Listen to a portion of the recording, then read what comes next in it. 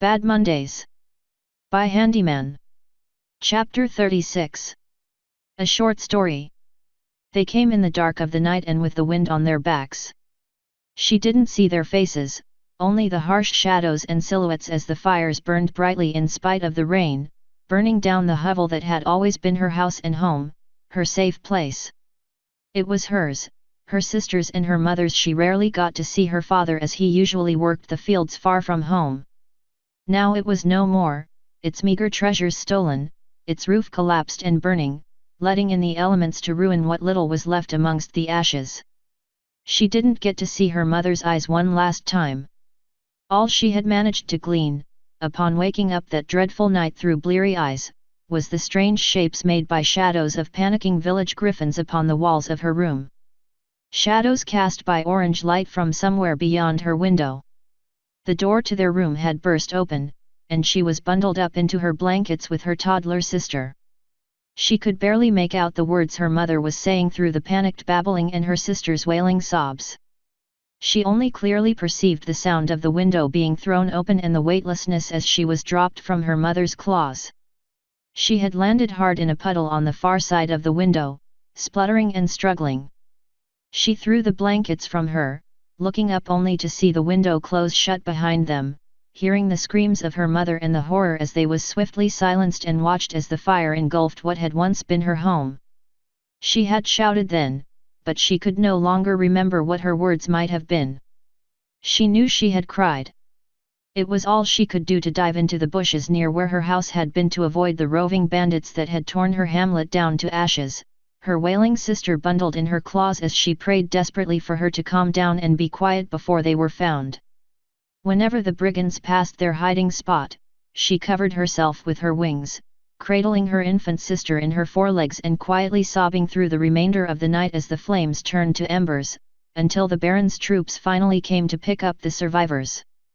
They had been elsewhere, dispatched to village after village to put down the shattered remnants of the force of brigands who crossed over from the kingdom of Germanock. They had been led by a petty would-be warlord ousted from his roost in that benighted land who had sought easy spoils in the next kingdom over. He had been promptly stomped into the ground by a small army of an attentive duke who wanted none of that nonsense. Not that it comforted her much. But there were consequences even for the greatest of victories, and while the countryside had been spared the ravages of 1,000-strong force of rampaging griffins, the tiny bands that had bled away after the army was routed and destroyed fell upon the unprotected villages. Many of their griffins of spear-wielding age had been away to the fight, including her father who had gone with the Baron's soldiers. He was not among them when they returned. Every night since then, she had thanked the Allmaker that her younger sister hadn't been old enough to remember their mother, at least enough to miss her. Her harsh raspy voice from lungs hardened by the racking cough that swept through the region a decade earlier, the soft edge to her wizened features that only a mother could achieve despite a life of hard toil, the distinct tinkling sound of her laughter and how she had called them both her little miracles. She had been a beautiful griffin, so very beautiful even in spite of her age, well past childbearing age when she had them both. It was too much to bear, too much to see the light of those beautiful magenta eyes snuffed out forever. It was a pain that bit too deep to bear whenever she recalled her beauty.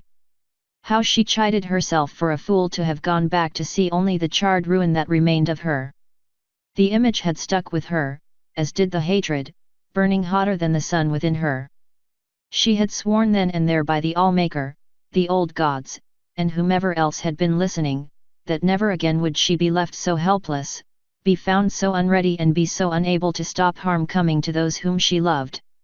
On the very break of day after her life had ended, with her baby sister clutched in her forelegs, the griffin who would only ever bear the name of Shortbeak was a changed creature. == Come back here, thief! Shortbeak ran, the paltry few edibles bouncing precariously in the worn cloth she clutched in her beak. Her breath frosted upon the cold winter air as she sped across the cobblestone streets, splashing puddles of icy water as she ducked and weaved beneath the legs of the townsfolk milling about the marketplace. She didn't fly, that was a rookie's mistake, for she would be too easy to spot from below. The guards would have had no problem catching her, even if her larger wings gave her more wing strength and speed than most griffins her age. Instead, she capitalized on her thin frame, ducking left and right, through legs and beneath stalls and over crates, swimming through the sea of bodies like a fish through water, leaving the angry produce merchant far behind where he could not follow. She slowed down when she got to the back alleys, on the bad side of town, far from the noisy chatter of the streets, and where the sky was obscured beneath full clotheslines and boardwalks that connected the roofs of buildings. She was safe here now. She took a minute to catch her breath and listened carefully for the sounds of Enigrafon following her. After a while, when it became evident Nografin was after her, she relaxed, letting the makeshift bag fall to her claws as she slunk further into the shadows, taking shelter behind the broken remains of half a cart around one particularly dank corner, flanked on the far side by a rather torrential downpour of water that had gathered in the corner of one of the roofs far above her, and was overflowing and falling to the muddy ground below. She uncovered the bread. Several large slices that had been whisked away from the stall of the merchant still radiated with the warmth of the stone ovens they were cooked in. The smell was rich and heady, and she felt her beak water as her mind began to ponder the taste. She closed her beak and shook her head. No, if she took a bite for herself, she wasn't sure if she'd stop to ensure there was enough left for both of them, hungry though she was. Satisfied with her haul and confident she had avoided the authorities, all that remained was to get out of these alleys and back to their little hovel. If they were wise, they could make this last for at least 2 days between them before she'd have to go out again. Tying the cloth up and holding it beneath one wing, she emerged from the alcove and took a left turn. And ran straight into a wall made out of muscles, fur, and feathers. She fell back on her hind quarters with a startled shout and looked up about to cuss out the fool who had clearly not been watching where they were going. The words died in her throat. Well, what do we have here then, et? The question was followed up by a bark of harsh laughter from the griffin's crony. She knew who he was. Every griffin on the streets knew Sharp Claw. He was tall for a griffin, dark brown feathers with yellowish eye shadows, with the exception for a bloody streak going down across one milky eye. He took a step forward, and Shortbeak hurriedly found her footing again. She knew she should apologize. Hopefully he'd not take offense and go and ruin some griffin else's day instead, but Shortbeak wouldn't. She would never allow herself to, and her defiance had bought her an unwelcome reputation on the streets of Downs Fallow.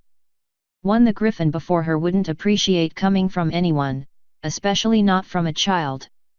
Nothin' to say for yourself then, he said before lashing out with a closed talon, punching her straight in the chest and sending her to the ground with a pained yelp. She dropped her package, the baked goods spilling onto the broken cobblestone ground. Oh, looky here, Germ, Chicken Neck here has an awful lot of food on her claws. Perhaps we should do the right thing and help her carry some of it, et.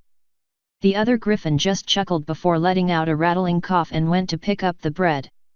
No, wait, that's mine. Shortbeak shouted, getting back up and spreading her wings wide, only to crumple into a ball on the ground when Sharp Claw lashed out again, catching her full in the stomach. Stay down, kid. I've heard about you, causing all sorts of trouble for my griffins on the streets. You're lucky I got somewhere to be, so I'll just be talking your food in restitution for getting in my way. Sit on my claw and spin, you piss cub. Shortbeak yelled. Sharp Claw's brows rose at the venom in her voice, amused by all accounts as he watched the hurt young griffin struggle back to her paws. He grinned and gestured for Germ to come over, reaching into the small bundle of cloth and taking out a half loaf of bread. Ya got a mouth on ya, girlie? You want your bread back that bad, hey? He asked, waving the bread in question just out of her reach, snatching it back as she swung her claws to desperately grab for it, letting her fall face first onto the ground. He then casually tossed it behind him. Fetch it then. Shortbeak saw the half loaf bounce on the ground before landing in a puddle next to a gutter. She shouted in outrage and leapt into the air, seeking to scratch out the one good eye of a griffin that was much bigger than her. Pity he was stronger and faster too. It was over before she knew it, and the next thing she knew, she was dazed on the ground from a tremendous series of blows to the head, followed by a surprise collision with the ground. Her left foreleg throbbed in pain while her right was pinned behind her back, pulling straight as a damp paw stomped down on the small of her back between her wings, keeping her pinned. "Not too smart, are ye?" she screamed in pain as he began pulling on her foreleg, threatening to break it. She wanted to cry, but she would be damned if she would give him the satisfaction of seeing her tears. "Shout all you want, but I own these alleys. Nagrafan's coming. Now all you gotta do is say sorry and I'll let you go. Is that too much to ask?" "Not, Gigana," was all she managed before letting out another cry, her free foreleg scrabbling at the ground uselessly. "Boss, we still got 8 more doors to knock," she heard the other griffin say casually through a mouthful of bread.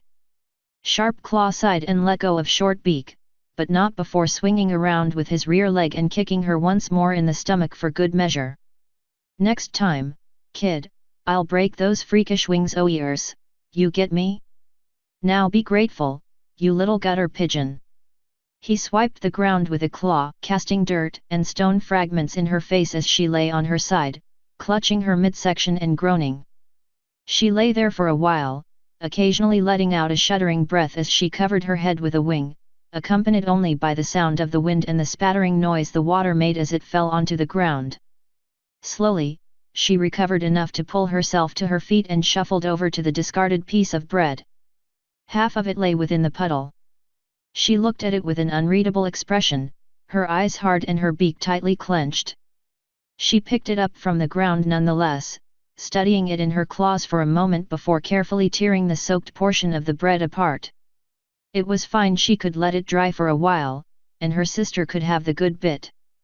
She wasn't too picky herself. Her stomach growled, and the thought wouldn't leave her of the wrong she had just suffered that was completely humiliating. They had had enough to last them a few days. Now all she was left with was one good piece that might keep one of them well fed for a night, and a soggy, dirty half she'd probably get sick from eating. The thought burned. She had sworn she'd never be so defenseless again, and just then and there, she had the stuffing knocked out of her by some gutter snipe lowlife who thought he was cock of the walk. The soggy bread was crushed in her talon as her wings rose and splayed as anger rocked through her, her fist shaking. The smart thing, of course, would be to forget about this altercation, go home, share their meager food for the night, lick her wounds, and try to be more careful when she went out tomorrow for another food run. Of course, she'd be having none of that. She wasn't going to let him get away with that.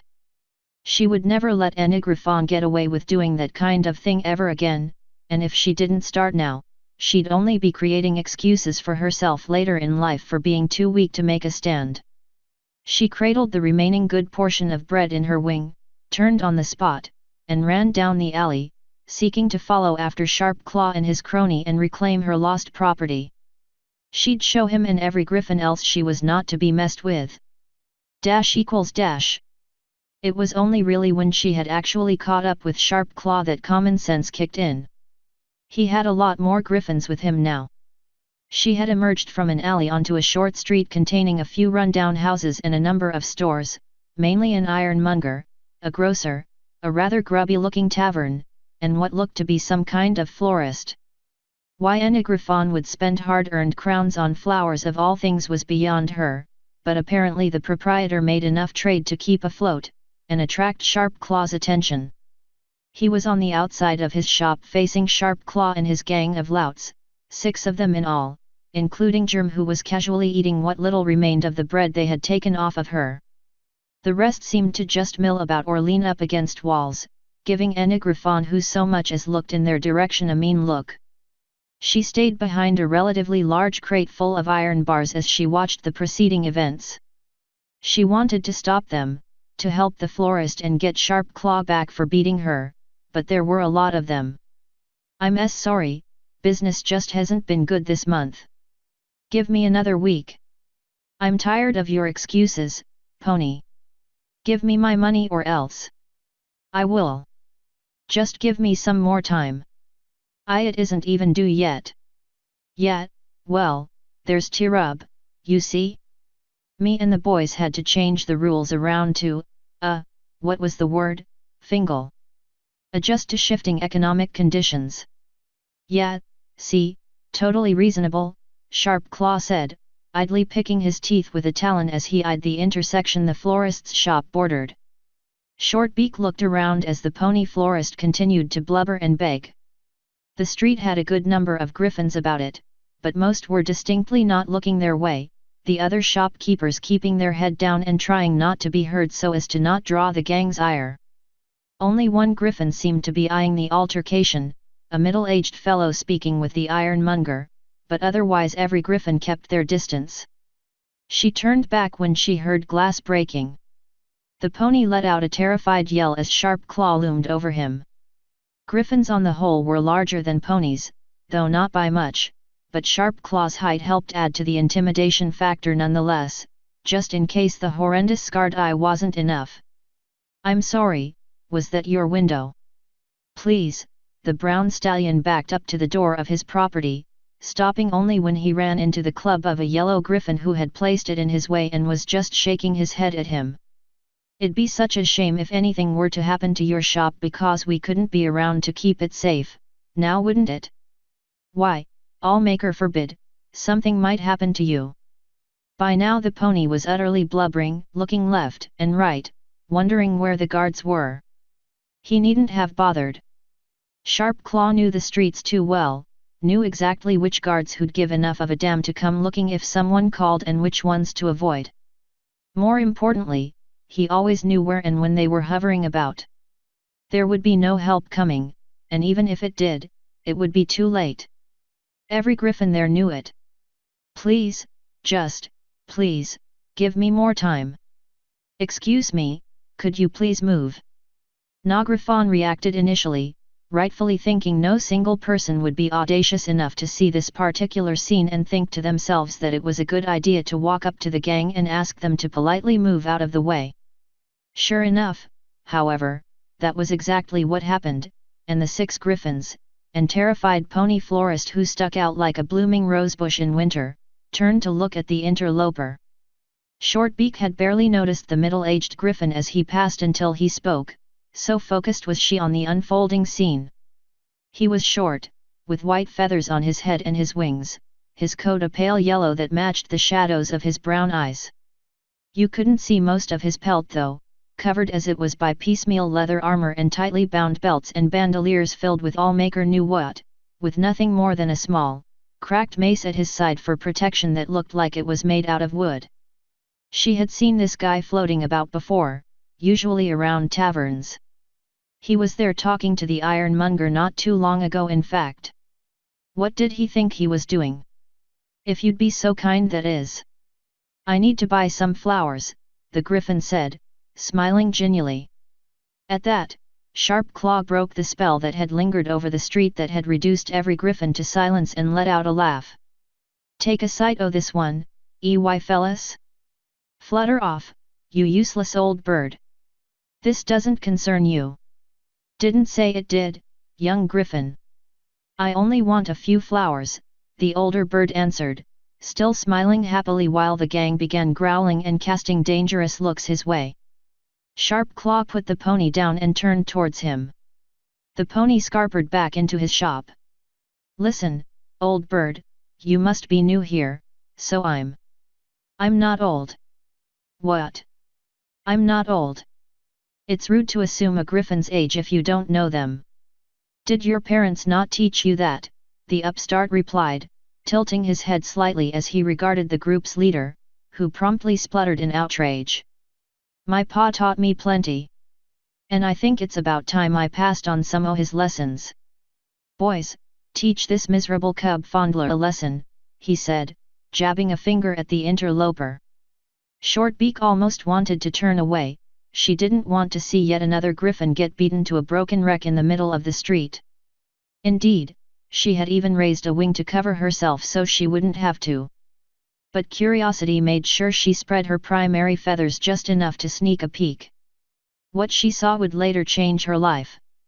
The first of the griffins lunged at the mace griffin with nothing more than his claws. He was a big, burly, brute Nagriffon would recognize as Bricker. If his size didn't give him away, his distinctive ululating yell whenever he went to town on some poor bastard would, such as right now. Wings splayed, he closed the small distance in a heartbeat. And in another, the mace griffin had reared up on his hind legs and lashed out with a closed claw. The blow collided with Bricker's throat with a sickening crunch. As the large griffin fell to the ground, the older griffin grabbed him by the head and bashed it once against the ground, leaving Bricker dazed and gasping horribly for breath, his voice gurgling as he pawed at his collapsed throat.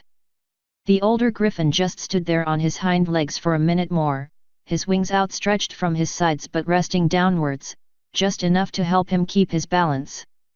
His smile had fallen away to be replaced by a simple, expressionless beak, and his eyes had gained a dull, faraway look to them. The remaining 5, one would imagine, would have been momentarily stunned at the ease of which the interloper had dispatched the largest of their number, outraged at the defeat of their comrade, slightly afraid that the same might be done to them, and unsure of which of them would be next if they made the mistake of attacking him, thereby being easily defeated one at a time.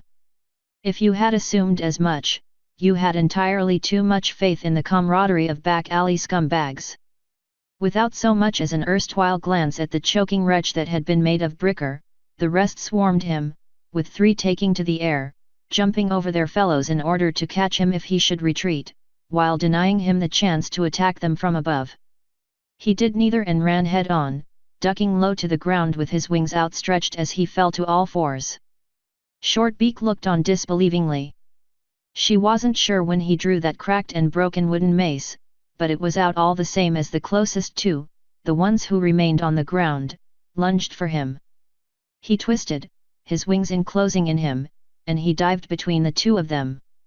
His center of mass changed in an instant, and the 2 fell on the ground, misjudging their leap in the quarter second it took for him to remove himself from their sight.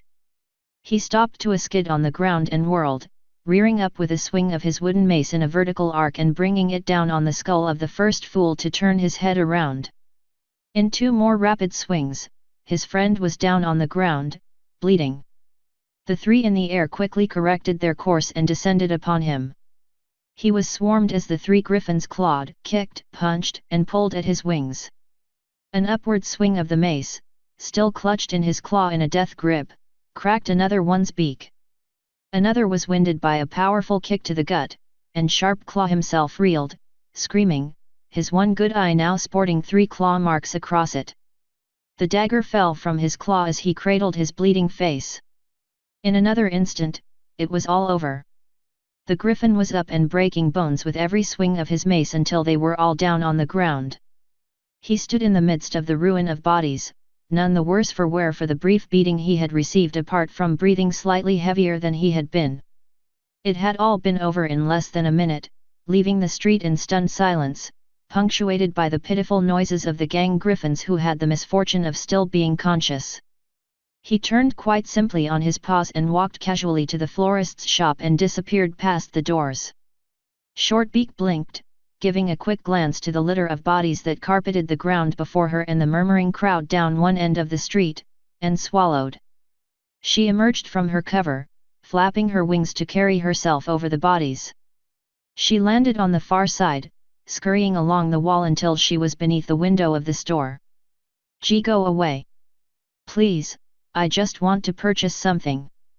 She looked up, glancing through the ruined glass panel Sharp Claw had smashed. She could barely see the top of the mane of the pony florist from where he cowered behind the counter. Also, the bowls and pots of stupendously colorful flowers might have something to do with it. She actually had to blink her eyes several times, so jarring was the sheer variety of color on display within this one little store in comparison to the near-uniform gray and ashen brown of the town within which it resided. The griffin was standing calmly on the other side of the counter, trying to coax the shopkeeper out of hiding. "Sorry if I was interrupting anything," he said with a small smile. "I just want to know if you have any white carnations available." White, carn." The florist put his hooves on the counter and rose up just enough to eye the griffin across the counter. I don't think I have any carnations in ST stock, right now. Is that all you want?" The griffin let out an almost imperceptible sigh as he closed his eyes for a moment. He looked back up at the pony with that same friendly face before asking, "Will you have some in soon in that case?" I suppose so," the pony said, slowly recovering and speaking properly to his rescuer. "I can get a hold of some is. Are those fellows going to be all right?" he asked, gesturing to the window. Shortbeak ducked down as the two of them looked her way. She heard groaning coming from the ground next to her.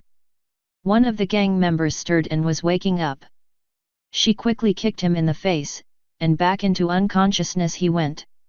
"I wouldn't worry," she heard the griffin say. "They won't be bothering any griffon for quite some time at the least. I can guarantee that."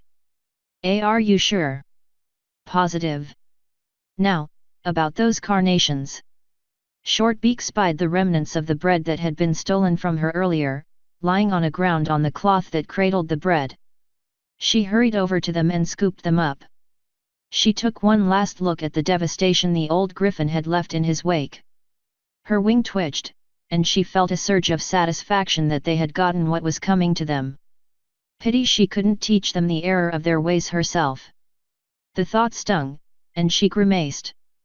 She ran back down the alley she had emerged from, finding her way back home before any guards decided to actually do their jobs and investigate the disturbance that little street fight had caused. == Amelia, she called out as she lifted the wooden sheet that blocked the door to their little hideaway. It hung on a single wooden peg, meaning you had to push it up to the side to get it to lift up. She ducked under the entrance and stalked inside. It was small and cramped, such was life living under the foundations of a mill. It was loud and far too warm in the summer, but it was dry and kept the chill out in the winter, and frankly, that was enough. She looked into the alcove where Amelia slept. The tattered thick mat that served as a mattress was empty, yet the hooded candle still burned, and she spotted a pile of her scavenged parchments lying nearby. She called out again, putting the bread on a relatively clean spot of the ground where it wouldn't be covered in dust shaken from the rafters by the work happening above them. Where in Tartarus did she get off to? No sooner were the words out of her mouth than she felt claws go over her eyes, obscuring all light, and a voice whisper in her ear, "Boo." To say the following events were dignified would cause an objective observer to seriously call into question your method by which you measured propriety. Needless to say, however, the mill worker above the floor, currently carrying several kilos of finished product over his back, raised a brow at the sudden jump the floorboards made at his feet before shaking his head and dismissing it as vermin. Amelia rolled on the floor, laughing as her sister cradled her head in her claws, groaning. "Oh, Allmaker, your face! You should have looked above you. How many times am I going to get you with that trick? I can't keep an eye on all the rafters," Shortbeak grumbled, rubbing a sore head as she gave her sister the stink eye. Amelia was smaller than her, little more than a cub, dark brown feathers, with a dirty golden ring of feathers around her neck where the head met the bronze fur pelt. Yellow claws were clasped over her beak and her chest as she sought to stifle her laughter. Topaz eyes encircled by a yellow shadow of feathers sparkled with mischief and intelligence as she wiped away the tears. "Yeah, right, whatever helps you keep your pride intact, Feely. I told you to stop calling me that." "Oh, is the big scary griffin going to stop me?" Amelia teased, wiggling her talons at her sister, but her teasing petered out as she saw the darkened look crossing her sister's face. "Why are you looking at me like that? You are entirely too clever for your own good, Amelia," Shortbeak said as she stalked slowly closer to her sister. Felicia, what are you? And you know what happens to griffins too clever for their own good, don't you?" Wait, let's be reasonable here. You don't have to. They get the claws." Shortbeak leapt at her sister, who promptly shrieked and scurried away, futilely trying to flee her sister's wrath as they chased each other in and around the wooden supports. Her pleas for clemency were callously ignored by her relentless pursuer, and thus, with a yelp and a tumble of feathers and fur, she was captured and her sister proceeded to tickle her remorselessly. Each tortured squeal and fit of laughter was a sign of defeat and loss in the face of the unremitting tickle claws of the devious Shortbeak, and a harsh lesson learned for embarrassing her sister. She tried everything in her might to maintain what remained of her dignity and pride, but alas, in that respect, there were no survivors. == Bread again? Amelia asked. Shortbeak nodded. Hey, it's what I get paid in, remember, she said, settling in with a blanket thrown over her as she lay across from her sister, who, somehow, had gotten her claws on a rather ratty-looking book of some sort. To Enneagraphon with any coin in their purses, the book was probably worthless, but she felt a pit develop in her stomach when she imagined how much Amelia had to pay to get her claws on something like that. So, new book. Yab. Mr. Wren was just throwing it away anyway, so he let me have it. Oh, thank the Allmaker. So what's it about? More alchemy? Feely. I keep telling you it's not alchemy. Amelia whined. It's so much more than that. Right, I keep forgetting, Shortbeak said, rolling her eyes while resting her head on a claw as they both lay under the warmest part of the mill. So then why don't you tell me what it's for? It's about the theory of Everfall the Wanderer. She had this idea that magic was so much more than what we thought, using zebra potion traditions as an example of rituals and methods that fall outside our expected norms. So, alchemy, she teased. No. The opposite. Sometimes you can make potions without using magic at all. So, brewing. Feely. I am just yanking your tail, go on. Shortbeak chuckled.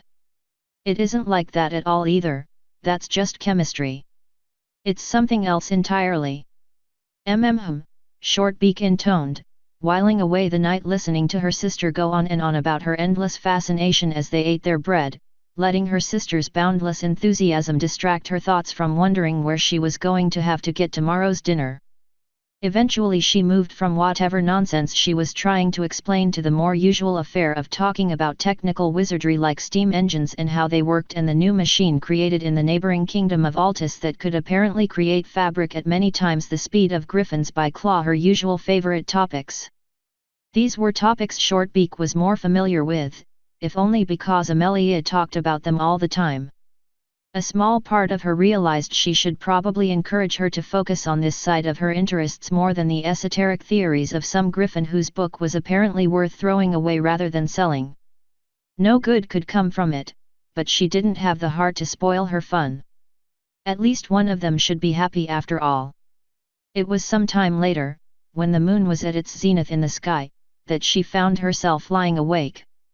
Her sister was curled up at her back, breathing softly as she slept. Shortbeak wished she could join her but couldn't rest easy no matter how hard she tried. She had failed. Her sister had not been in danger, but she still failed, and for that they almost went hungry for another day. The thought ate away at her. Yes, she was still young, still small, she couldn't have hoped to have stood a chance. That didn't matter to someone who was too bitter to think rationally. Her thoughts drifted to the street and the lump she felt in her throat when she almost blundered out into the middle of it, in between Sharpclaw and his goon squad. That was when her courage failed her. But it had not deterred that old griffin. She saw him just dive right in, unafraid or just unconcerned about what they'd do to him, and he still won. Because he knew how to fight and overcome them, even despite the odds. She shuffled and brought up the remains of the damp bread that, thankfully, neither of them had to eat. Sure enough, it was looking decidedly unappetizing now. If she never wanted to worry for her or Amelia ever again, she was going to need to do what he did, learn how to overcome all challenges. And that meant doing probably the most demeaning thing she could think of. == The stone bounced harmlessly off of his back. He looked behind him and raised a scarred brow at the sight of the young griffin. She was on her hind legs, evidently trying to get the most out of swinging the stone. Her almost comically oversized wings were partially outstretched, struggling to keep her balance. It'd be funny if she didn't have the look of some griffin with murder on her mind. Can I help you? He asked, bemused. I need your heel. She shook her head. I need your heel. Nope, try as she might, she couldn't bring herself to say the words until, finally, groaning in frustration, I need you to teach me to fight. Now, in fairness, the Griffin didn't immediately laugh. He did, however, adopt an amused smirk. I'm sorry, but what did you say? I need you to teach me to fight. Like you did yesterday in the street, she said bluntly, still, for some reason, standing defiantly. The Griffin continued looking at her, not entirely sure what to make of the situation. He looked about, and the few spectators who had stopped to watch the altercation pretended to continue about their business, trying to spare him the awkward embarrassment. Kid, look. I'll overlook the thrown stone but just go home. You shouldn't come up to strangers and challenge them to a fight like that. I don't want to fight you. I want you to teach me how to fight. Look, kid. Stop calling me kid. Right, just stop, all right? I'm not going to teach a kid how to fight. How old are you anyway? Old enough. I'm sure you are. Go home, little one, before your parents find out what you're doing. And with that, he turned and left, disappearing into the mass of griffins, unaware of the effect his final words had on the young girl who he had so quickly dismissed. One would normally think that that would be the end of it all and that the older griffin, rightfully, assumed the child was properly told off and that he needn't worry overly so about her for the rest of his days. How very silly of him! The next 3 weeks his life was nothing but near constant hounding. Between times when he simply tried to relax at a bar, to going to the market for food, to simply retiring to his own little abode at the end of long days. How he regretted not being careful enough to evade her, for now she knew where he lived. Once he even caught her following him in one of his excursions outside the city, determined to find out what he actually did on those sojourns. He wouldn't admit it if you asked him, but more than once he sincerely wanted to just kick the kid away and be done with it, or just report her to the guards. If he had the heart that was, he knew how the guards of this town treated troublemaking kids.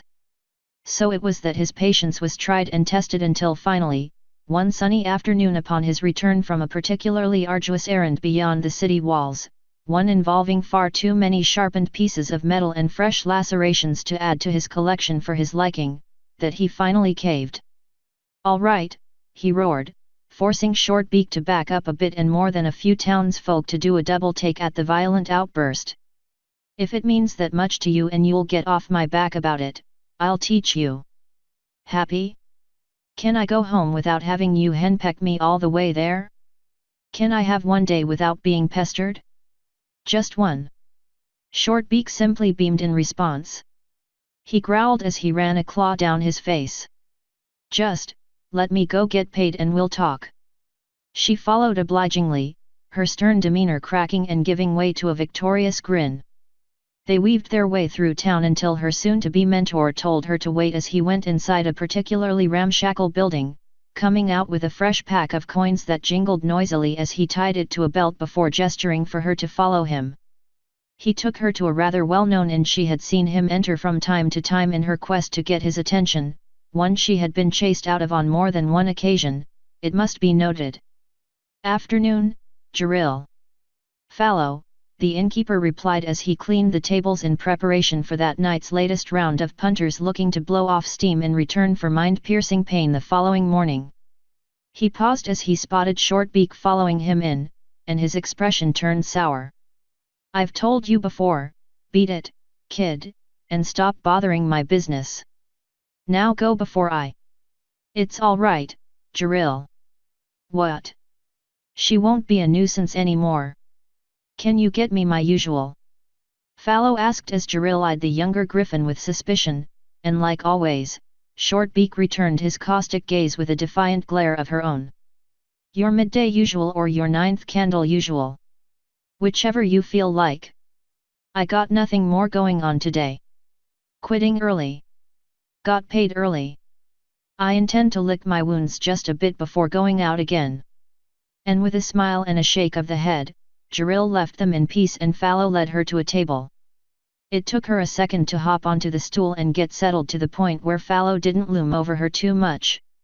He winced as he shifted his weight to sit down before drumming his talons on the table and looking the young griffin in the eye. Shortbeak wore a severe, determined expression, prepared to handle anything Fallow could throw at her. Why? Except that apparently. She blinked in confusion at the unexpected question. Because I want to be able to defend myself. A fine cause, he said before resting his head on a claw and idly playing with a silver coin on the table, flicking it between two talons of his free claw to get it to spin on the table. But why? What? Well, because I don't want to be weak. MMHM. Why? What? Why are you worried about being weak? What kind of question is that? A very telling one, depending on the answer, Fallow replied, his expression neutral as he studied Shortbeak. That doesn't make sense, she stated, head tilted. Fallow sighed and sat up straight. You said you wanted to learn how to fight. Yes. But that doesn't mean learning how to defend yourself. What you're asking is for me to teach you how to beat griffins. To learn how to pick a fight. And you went through an awful lot of effort to get my attention when there were other options available. Which means you're planning on trouble in the future, and for some reason you want me, particularly, to teach you. If I am going to spend my time on you, girl, you are going to tell me what I want to know, he said, flicking the coin and sending it spinning again. Why? Shortbeak didn't answer immediately, her tail swishing back and forth behind the chair in agitation as she fought with herself, looking anywhere but in Fallow's direction. She eventually let out a groan and admitted it. That day you beat down Sharp Claw's gang, outside the florist, remember? Is that what his name was? You mean you didn't know? Small-time guys like him aren't really worth committing to memory. If I hadn't put him in his place, some griffin else would have eventually. Probably an even meaner street thug. His gang would dissolve and be replaced by another, rinse and repeat a few years down the line. Right. Well, I was following him after he stole my dinner. Your dinner, Fallow stated more than asked. Shortbeak rubbed the back of her head. A few loaves of bread I got for me and my sister. It was supposed to last us several days. Fallow raised a brow at that. All right. And you chased after an apparently well-known street thug to get your bread back, on your own, he asked. Shortbeak looked down and nodded. After, I am assuming, he gave you a thrashing. Another nod. And you thought you could take him on after that? I wanted to. I couldn't just let myself be treated like that and have nothing to show for it. Bread isn't worth dying for, lass. I still had to try. Why didn't you just go back and get some more bread? Shortbeak cut off, mouth gaping, trying to find the words. She realized she had been getting angry and had placed both her claws on the table and pushed herself up. A moment of self-awareness later and she was sitting more comfortably and slightly more abashed as Jiril came over and put a wooden cup of something or other in front of Fallow. I couldn't. Why? I just couldn't. You didn't get that bread the proper way, did you? Fallow asked. She looked at him indignantly. I couldn't afford it. I have a sister to feed. So you stole it? Yes. Then how can you complain that you, in turn, had it stolen from you? Because it was wrong. But stealing it in the first place, wasn't it? Yes. Why? What? We were hungry. I couldn't pay for it any other way. And that makes it right, he asked one more time before taking a draught of his drink before sputtering, glaring at it suspiciously before casting a glance at Jiril, who was currently on the far side of the empty tavern floor, whistling innocently as he continued cleaning. Turning back to Shortbeak, he found she was still struggling to come up with an excuse. He let out a breath. Well, seems the first thing I need to teach you is proper ethics and reasoning. What? Why? Because if you just go around knowing how to fight without the skills necessary for knowing when to do so and when you should do otherwise, you will know neither restraint nor peace, taking refuge in only violence and your own emptiness. What? Basically you'll just become exactly like Sharp Claw, a brute with neither direction nor purpose. Look, I don't want to go throwing my weight around. I just never want to be a victim again.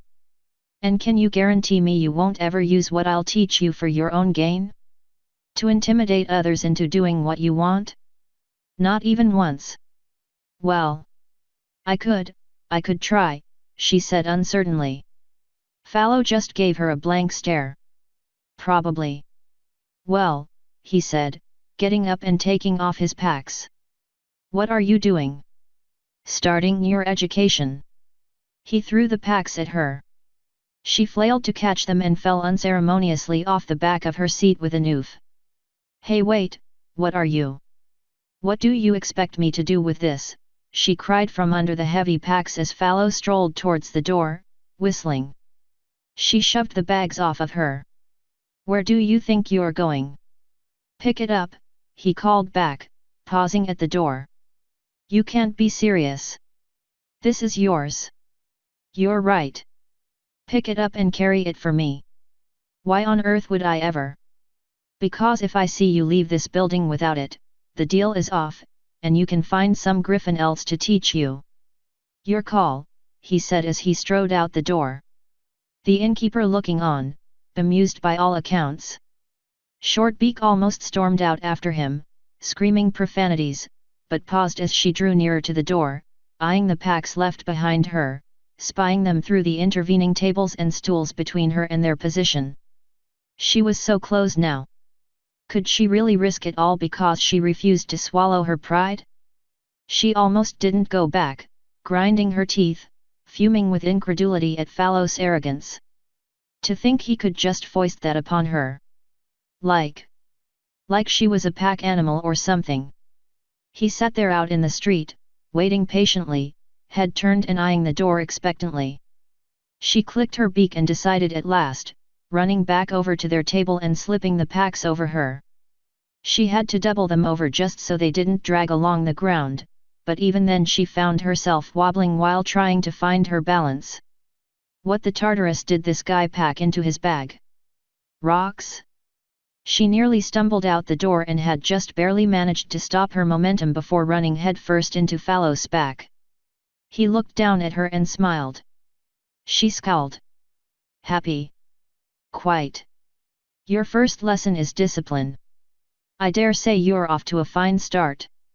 Why, because I picked up your saddle bags like a good little girl, you tired old goat, she snapped. He snorted in amusement. Because you swallowed your pride, he said simply, walking down the street at a brisk pace. Come on, we're a long way away from teaching you common sense, so might as well work with humility first. Hey, I'm not stupid. You bothered me for weeks. Do you know what most griffins would have done in my place? Kicked you in the face and be done with it. So yet, not all that bright, are you? I'll show you bright, Shortbeak muttered under her breath. I'm sure you will, he said. She blinked up at him in surprise, and he casually pointed at his flicking ears with the arch of his wing as he continued on. He was one of the rare breed of griffins with large ears. They're not just for show, you know. Who knows, maybe in time you can probably put that short temper and sharp tongue to good use. Dash equals dash. Language. Oh come on, that wasn't even fair. Battle is often unfair. You want to learn how to fight? Then be prepared to fight griffins who won't. Fallow was cut off when, in a burst of speed and anger, Shortbeak rushed forward and swung her stick at him. He batted it away easily, using her momentum against her as he stood out of her way. She stumbled to regain her balance and was helped on her way to the ground by a short, sharp smack to the back of her rear legs. She fell with another curse. Language. Shortbeak muttered nonsensically as she pushed herself up from the dry dirt of the ground, casting a dirty look back at her sister who was quietly chuckling to herself whilst seated on a rock, scribbling away at her book with a quill. Made from one of Shortbeak's own feathers, mind you, as Amelia had literally plucked at one that was on the verge of falling out anyway while she had been sleeping. That had not been a pleasant wake-up call. At least Amelia had found it amusing at the time. You really do curse too much, Feely. Yet, well, Shortbeak caught herself before she let slip another tirade, biting her tongue and sighing. Fallow cocked a brow, smiling approvingly. She pointed to him with her stick while talking to her sister. It's not fair. He's so much bigger and stronger than me. By the time we're through, the size and strength of your opponent won't matter, Fallow said. Well fine, but why does Ami have to be here? I like to watch. She likes to watch. Sides, you lied to me, Amelia said, frowning at her sister. Shortbeak suddenly found the ground very interesting to look at. Well, no one hires orphans. What else could I do? You could have found something. Mr. Wren pays me 2 fifthlings for every book I help rebind, and Mr. Fallow pays me a silver for every carcass I help skin when he comes back from hunting, Amelia said proudly. Who taught you how to skin? Shortbeak asked curiously. Amelia cringed in embarrassment. Trial and error mostly. I'll admit, I lost quite a few pelts while she was learning, Fallow said simply as he picked a few twigs and plant life that had somehow managed to lodge itself in a crack in the wooden shaft he used for training. I said I was sorry. I know, and it's okay, Fallow said, ruffling Amelia's head. Shortbeak sighed.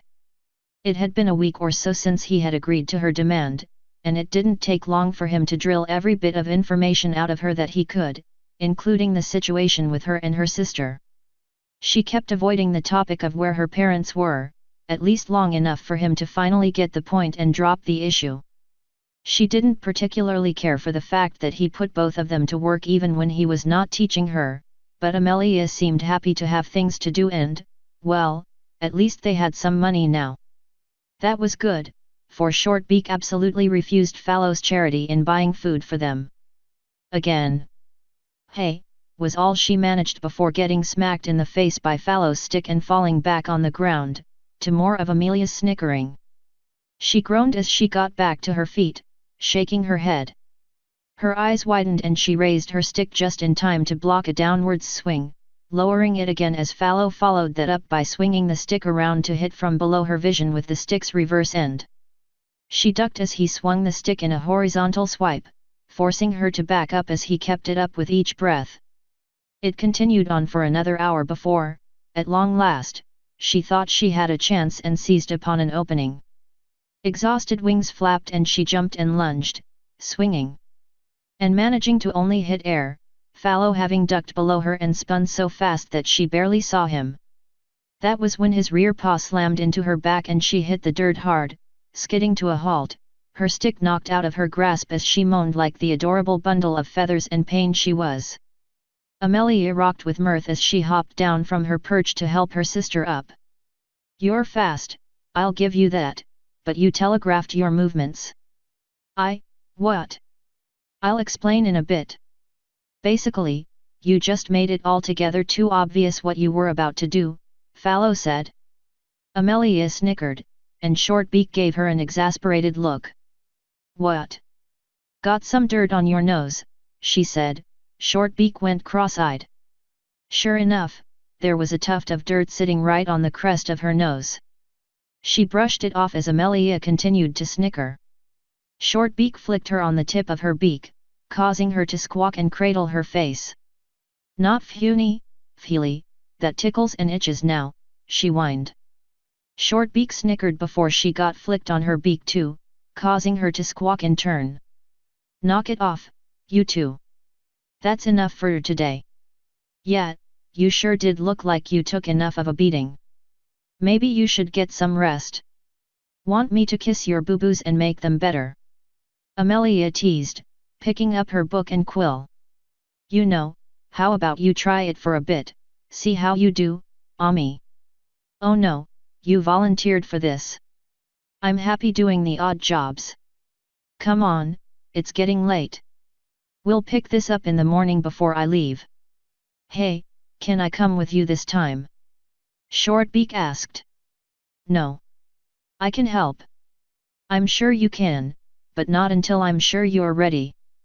Now go on, I'll see you two tomorrow. And with that, he left them, taking to the air and heading back into the town. The pair of them remained on the hill, idly watching the sunset below the mountains in the horizon that marked the border with the kingdom of Skrike, the High King's seat. She watched the landscape and the dancing long grass of the surrounding hills turn a queer shade as the orange light spilled over the land. A bell from within the city sounded out the 8th candle as they sat and ate the sandwiches Amelia had brought with them. It was good to just be able to sit like this, listening to her sister's latest spiel over her interest of the day and not have to worry about what they were going to do tomorrow.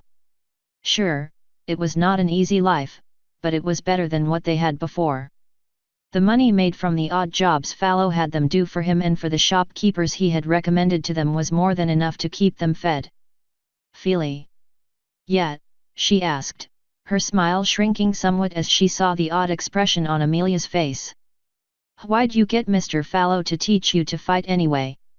Shortbeak paused at that, thoughts flashing in her mind of a dark night and a fire that burned away all the happiness in the world, and a cold, dark feeling deep within her that ached to be let loose, that felt like it was scratching at the walls to get out.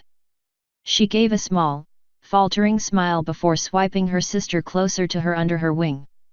So I can be big and strong and look after my little sister, of course, she said happily. Let me go. No, you're mine now, little one. I'm not little. Littler than me, Shortbeak said, wrapping her foreleg around her neck and digging into her scalp with her closed talon. Amelia squealed in frustration and flailed to get her off. Stop it, she pleaded to no avail. There was no escaping Shortbeak's grasp, so she let out a growl and lunged at her sister, knocking her over. The two sisters wrestled on the edge of the hill before tumbling end over end towards the bottom, leaving Shortbeak dizzy and discombobulated for a moment as Amelia jumped off and scarpered for the town gates. Hey! Shortbeak called, spitting out some grass. Where are you going? Home. Race ye, she shouted back. Shortbeak almost went to go after her before she stopped and realized that they had both left their things behind them on the hill. She shouted after Amelia, who promptly didn't reply and kept on running, making the most of her head start. Shortbeak fumed and went to gather their belongings before taking to the air, determined to make up for the lost time as the pair ran across sunlit fields towards home. It wasn't the best life it could have been, she decided, but it was a good one nonetheless. Dash equals dash. The Anfer carefully stalked through the thin trees, delicate limbs picking their way across the underbrush and negotiating the treacherous ground as it made its way to a particularly tempting bush. It was blue in hue, with a white fur undercarriage that ran down the inside of its long delicate legs to its hooves which had a conspicuous golden color. Its thin wings rested by its side as the long snout head twisted this way and back as its disproportionately long neck let it peer around corners before exposing its body. Its tail swished back and forth in the air, split in two towards the tip. It functioned almost like an additional set of ears to help the Anfer navigate the forest and avoid predators. Its normal ears rotated and flicked, swiveling in the direction of far-off sounds. Dark eyes darted to and fro, analyzing its surroundings before venturing further. It crept further, its head extending down close to the ground, sniffing as it came closer, its face dotted with white spots that broke up the field of blue fur between its eyes. It tentatively licked the leaves of the plant before chomping down on it and began chewing, enjoying the pleasure of simply eating as it raised its head to observe its surroundings, passively listening to the quiet sounds of the forest. Then, in the last moments of its life, its left ear rotated towards the direction of a short thwip noise, a fraction of a second before the broad-headed arrow shaft neatly cut through the flesh of its neck, severing an artery as it pierced deeper into its esophagus and cut into the flesh on the interior due to the neck's movements as the anther fell, spasming and thrashing. Shortbeak lowered the bow as a form descended from its perch high up in the trees and landed by the fallen animal. There was a short snapping noise, and the pathetic painful mewlings of the creature were silenced. Shortbeak looked up then. "Nice shot," Fallow said as she stalked through the brush. "I see you've been paying attention. The wings are more of a nuisance than a help. They get skittish if they hear wing beats that large," she said simply as she slung the bow over her shoulder. "What I really want you to teach me is how to stay in the treetops without scaring off the birds. That's a dead giveaway all the other times I tried." "Oh, that? Simple enough. Here, help me carry this first," Fallow said as the two took their prize and moved out of the woodlands towards their camp. It had been a few years now since they had met, and in that time, Shortbeak had proven herself an apt student. It did come with the downside of her becoming much more reserved than she had been, but the trade-off being discipline, iron will, and a determination to succeed. Whereas before she had jumped into every trap and feint he pulled, now she carried herself with a knowledge and experience born of many days being thrown to the dirt for her failures and now didn't do anything without thinking of at least 3 different strategies.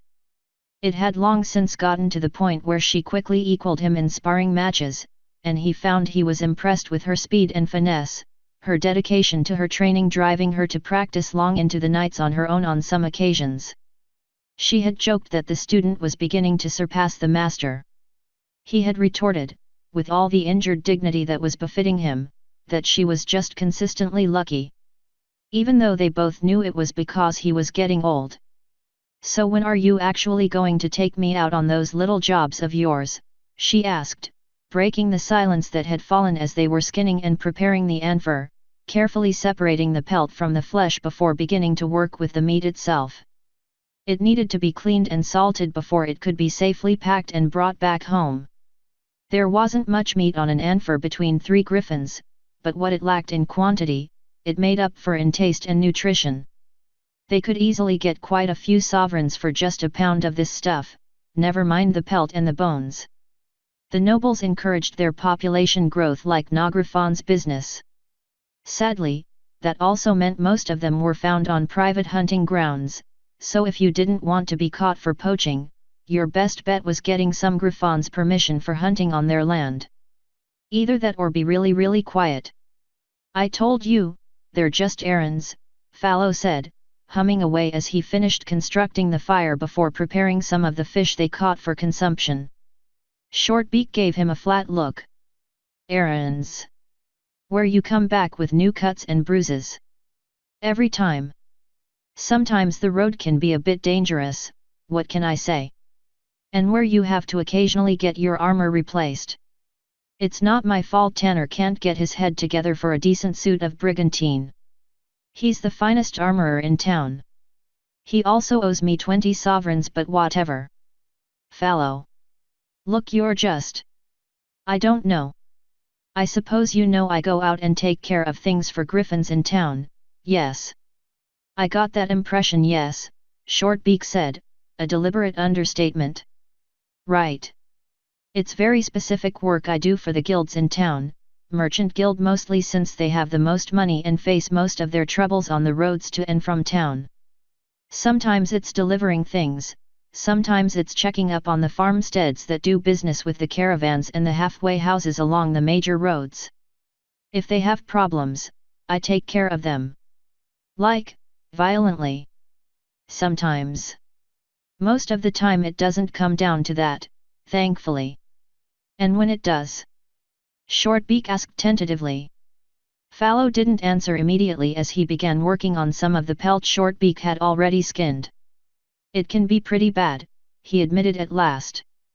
"Although do it long enough and the patrols become mighty friendly towards you for helping out. Helped save my hide more than once. Although any Griffon willing to risk the wrath of the guard patrols in the first place either knows what they're doing or they're desperate enough for anything, so when they see me on my lonesome, and don't know who I am, it can get hairy. Maybe if I tagged along it wouldn't be much of a concern." Shortbeak ventured with a smirk.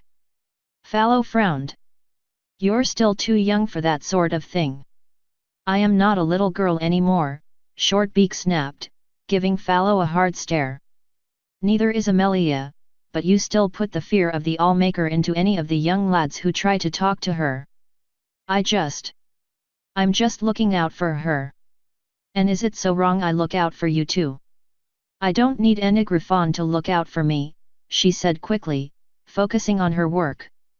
He left her to her devices for another minute before speaking again. You know, when you first came to me, you tried to say something but could not get it out. Do you remember? He asked. She didn't answer, so he continued on. Shortbeak, it's all right to ask for help sometimes. Then why won't you? She asked pointedly.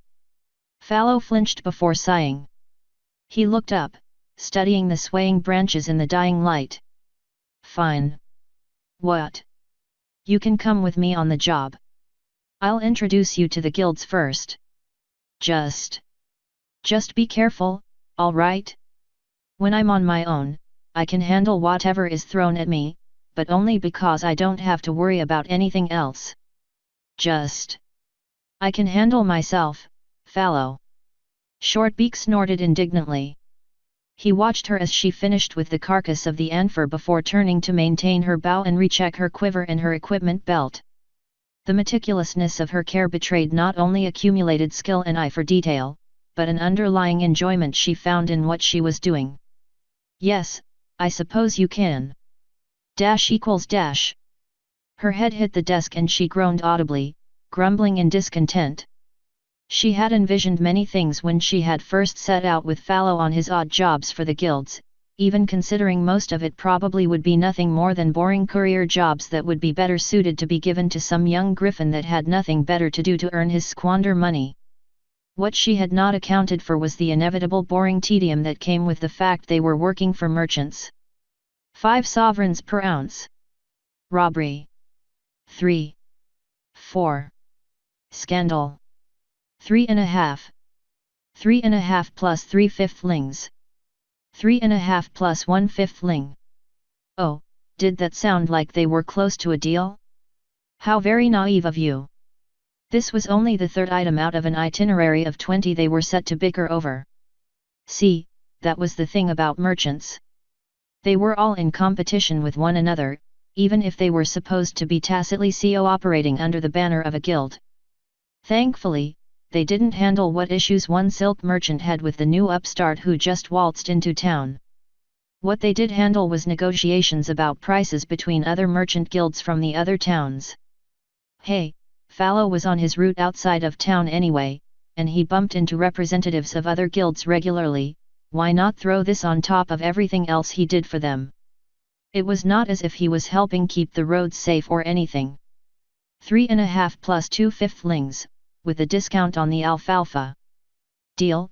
What's alfalfa? No idea, but the ponies love the stuff. You got a lot of them in that town. Very few, but we got griffins who deal with them regularly anyway. The wizened old merchant tapped his yellow beak, his oaken brown feathers emphasizing the tan shadows around his eyes.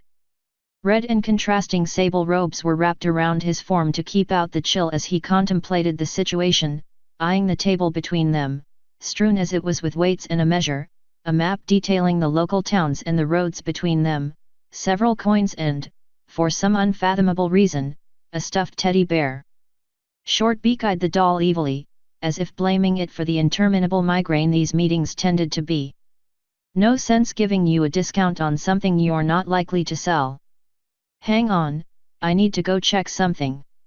And with that, he pushed away from the long table, the dried, sun-bleached wood creaking under the movements as he negotiated his way past the small crowd that huddled near the roaring fire pit in the center of the long hall.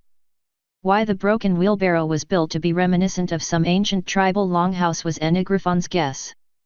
You know, it's really bad form to slouch over like that, Fallow said with a small smile. I can't take this, Shortbeak admitted. Fallow gasped and clasped his cheeks. You? No, the great and the brave Shortbeak can't handle a minor negotiation. This is soul-crushing, Fallow. You don't have to pretend to like it. I certainly don't, just pretend not to hate it. What's the difference? You're paid to do the latter, he said. She grumbled before slipping off of their bench and meandering to the door. I'm going for a walk, she announced. All right, but you can't put this off forever, Fallow called back, humming a tune as he idly turned a dagger over and over again as its point bit into the top of the table. She stepped outside and immediately flinched and shivered as a gust of wind blew into her face, bringing with it a flurry of snow. She shook her head and brought her scarf tighter about her face and neck, her head covered in a light leather skull cap before soldiering on. She passed through the large number of carts and beasts of burden hitched outside the inn, lumbering fenwars, their bare grey skin barely discomforted by the bitter cold as their great horned heads shook in irritation at their fetters from time to time. She spotted 2 guards griffins at the walled entrance to the inn, huddling around a burning brazier and chatting idly. One nodded in greeting as she passed. The landscape was a complete whitewash. The snowstorm wasn't particularly heavy, but it was persistent and long-lasting. She was tempted to take wing and fly into the air, get above the cloud layer and just spend a few minutes in the sunlight. Although she knew from experience that was a bad idea, as that wouldn't protect her from the wind chill, and there was a very good reason why weather griffins got out of a storm's way once they had it corralled and settled in place. Storm clouds could be wildly unpredictable sometimes. She meandered around the perimeter of the inn. As cold as it was, it would at least while away some of the time otherwise spent arguing pointlessly over prices for goods they personally were never going to sell nor see the money for.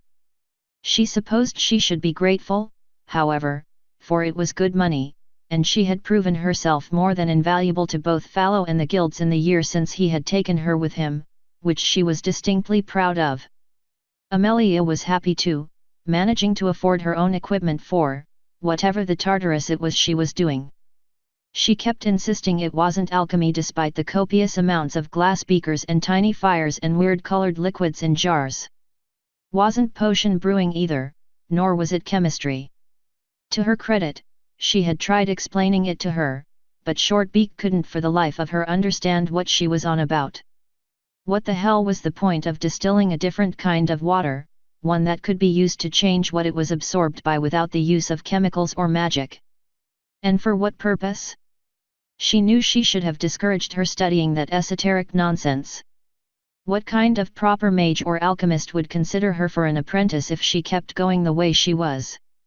Okay, the alchemists, maybe those guys were nuts, but the point remained. Amelia was happy nonetheless, and, she supposed, that was what really counted now, didn't it? She was still unhappy with Fallow convincing them to move under his roof, even if it was much more convenient for every griffin involved. They could hardly keep living under the mill forever, and while the money was good, inn-hopping wasn't the most stable way to live. They had butted heads as Fallow was adamant he wasn't going to leave his pupil and her sister mendicant while he could help it, but eventually he had conceded to at least extracting a rent from the two of them so Shortbeak could keep her pride. She stopped for a minute between a pile of cut wooden logs and the shade of an old oak tree to take a momentary shelter from the biting gale. She sat for a moment and hugged her arms, shivering as she tried to warm up a bit more. Maybe putting up with the interminable debate over the ever-so-important price of scraps of chicken bones wasn't so bad considering she'd be inside near the fire pit.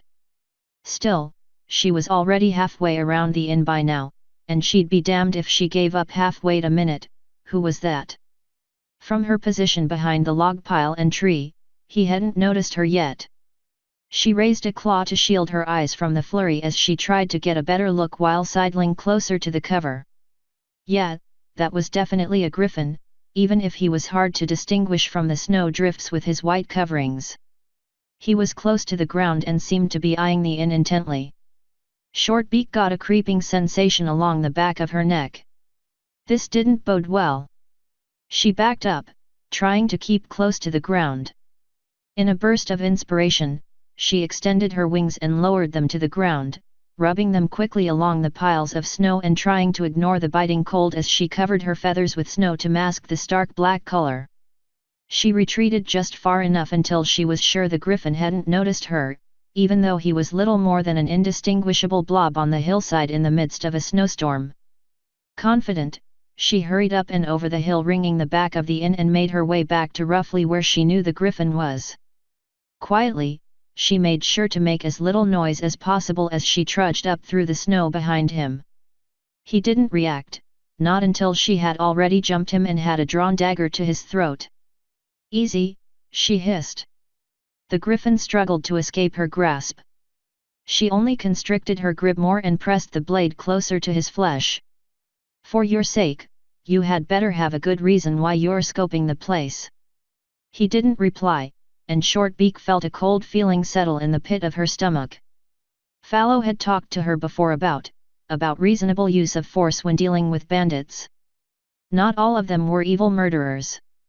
Most were just desperate griffins who had fallen on hard times. She had pretended to listen, she had pretended to take his advice on board, she had pretended it changed anything about how she had felt back when she was barely more than a cub. Just like she was pretending, really hard, that the griffin currently at her mercy wasn't what she knew he was. There was the sound of wing beats and a heavy thump as a body landed in the snow behind her.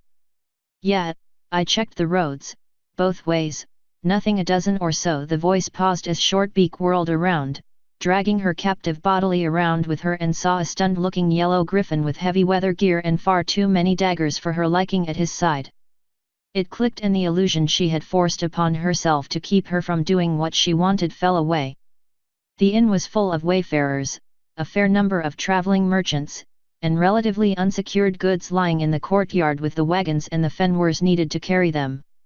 Not to mention the wealth in the inn itself, and however much they could scrabble together by holding merchants for ransom from their rich friends and family. Between them, they had only a handful of guards, 2 trained soldiers, herself, Fallow, and about 4 or 5 caravan guards. If they had enough griffins. The moment shattered when she felt an elbow digging into her ribs, winding her. The captive griffin shoved her off and shouted at his friend. "Go! We need to go now. Tell them to move it before any get away." The yellow griffin booked it, launching into the air and struggling against the buffeting winds. The grey griffin she had been holding onto tripped over her rear paws as he tried to get away, but she was already upon him in a confusion of flaying limbs and wings. A short shout, cut off before it could finish, and Shortbeak found herself on the ground beneath an unmoving body, dazed. She had to get back, she had to warn them, and to Tartarus with this arse holding her down. She launched into the air and flew back to the inn, her claws catching on the tiles of the roof as she nearly fumbled her flight path in her hurry. She landed hard in the courtyard, shouting at the guards by the burning brazier, who looked confused by her sudden landing. She didn't stay long as she burst into the hall. "Shortbeak, wah! They're coming! Hurry up, we're getting raided." "What are you blithering about, girl?"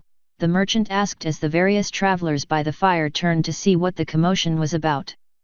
"Outside, I caught some griffin watching the place. They sent a scout away to get the rest of them. We're going to be attacked." Shortbeak pleaded desperately as she began shaking the snow from her back and wings. The proclamation brought with it a noisy murmur from the rest of the crowd before Fallow placed a hand on Shortbeak's shoulder. "Is that yours?" he asked, his face a stony mask. "What?" He pointed down at the blood staining the front of her raiment, and then she looked down further at the bloody dagger still in her claw. "No. No, it's not." There was the sound of breaking glass and general chaos above them. Fallow's eyes widened as he turned back to Shortbeak. The next thing she knew, he had grabbed her by the shoulders and thrown her bodily across a table, just moments before the door was blown open and dark forms spilled into the inn. The next few minutes was a flurry of horror as more than 20 of the brigands descended, spilling from the entrances and from the upstairs, cutting off all avenues of escape.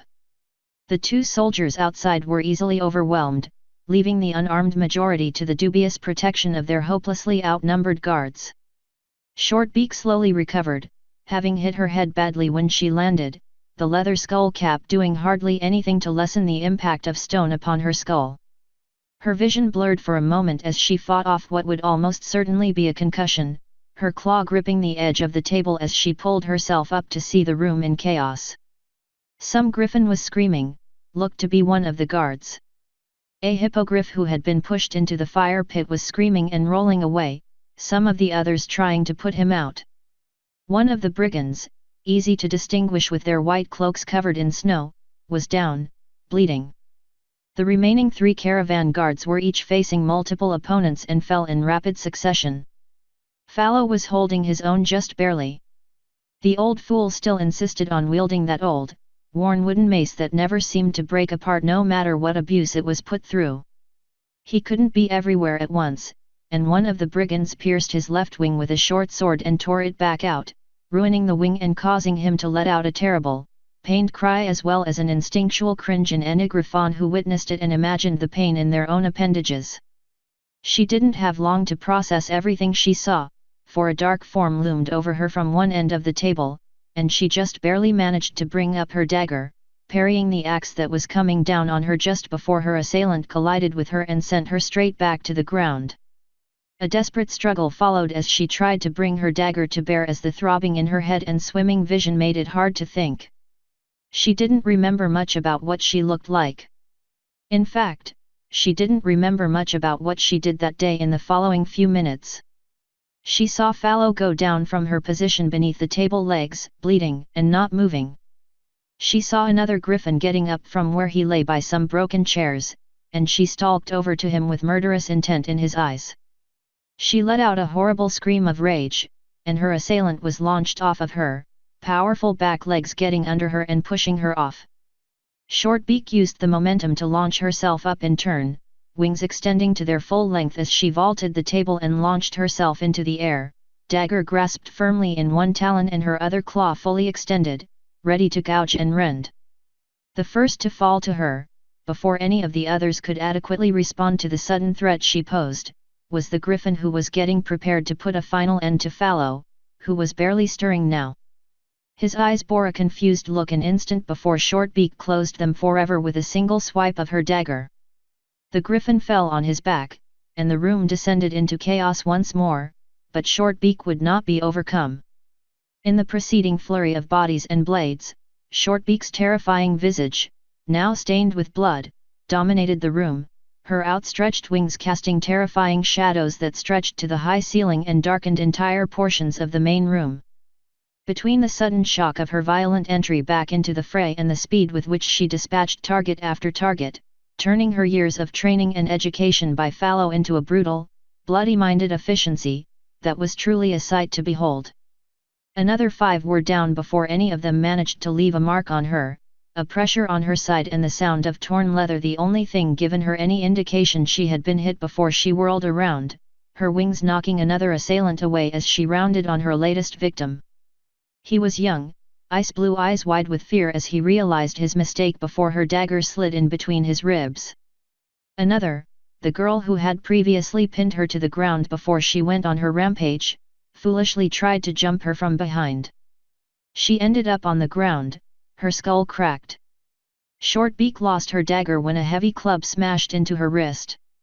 She responded by pivoting on the spot, turning her entire body around in a blur of motion, bringing her rear legs to bear and kicking another opponent hard enough to send him sprawling as she focused on another newcomer with her free claw, slashing through his leather armor and raking the chainmail underneath and then cutting up across his face with a backswing. She used her wings to maintain a near constant hover, which was as much a constant slow fall from the occasional leap and jump as it was actually maintained by wing power alone. She maneuvered on the spot before one of their numbers managed to get a clear shot and pierced her wing with an arrow. She shrieked in pain and floundered. They didn't wait, another 3 were upon her as soon as they saw a moment of weakness. She was a blur of motion, grasping at the nearest discarded weapons, 2 short blades from the brigands themselves. A moment later and the 3 new attackers had fallen. Over half of the brigands were now lying dead or dying on the floor of the inn. They broke and fled after that, fleeing through windows and doors, no longer seeing their goal as attainable, and even if it was, the cost would have been too much. The remnants of the griffins staying at the inn stirred in the wake of the attack. Groans and muttered curses mingled with relieved gasps and shouts of joy at surviving the assault. Mostly. At least 2 of the guards were dead. The 2 soldiers were little more than mountains of snow by the gates to the inn courtyard, and Fallow was badly wounded. He stirred and was helped to his feet by another griffin who was saying something in his ear, but he wasn't listening. One eye blinded by the blood flowing into it from a gash on his scalp, he scanned the room to find some griffin in particular. He saw what she did and found himself desperately praying she had got a hold of herself before she went off and did something he knew would only make her a worse person. He didn't find her. Where's Shortbeak?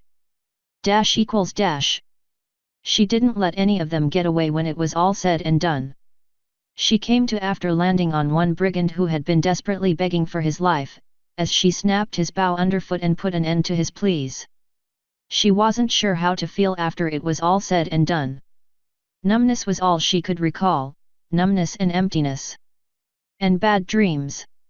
She kept telling herself she'd treat other griffins better, even if they were enemies, but she could never be sure, not after what she had done. She could barely face Fallow when he had found her. It had been a long time before they talked about it.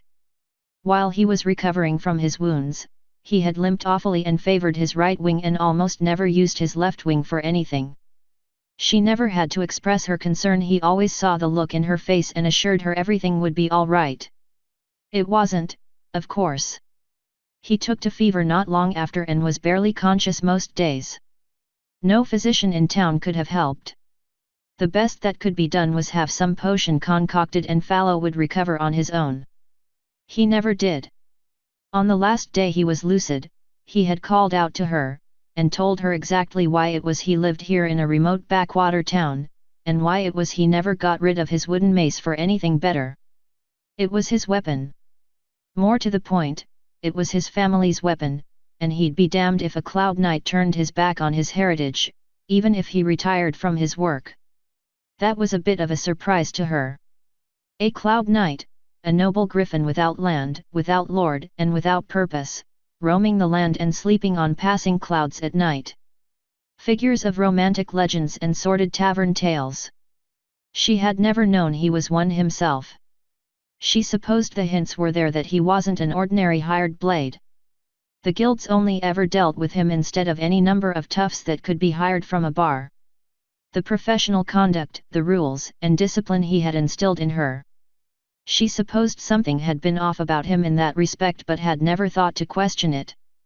He revealed he had grown tired of the life, and even though he still wanted to work, he wanted to finally settle down, live comfortably instead of wandering aimlessly, hanging his life on some romantic notion that some king would finally make use of his services and he could finally restore his family's honor and dignity. To that effect, he had never thought to marry and sire a child, nor take on a squire. Until Shortbeak had forced his claw in that respect. She was still stunned when he placed a claw on her head and mouthed the words that symbolically transferred his title to her before drifting off to a fitful sleep, one from which he would never awaken. Amelia had taken the entire ordeal very hard. Shortbeak did her best to console her, but she refused to be comforted. In time, this turned into a melancholic depression from which she never seemed to emerge.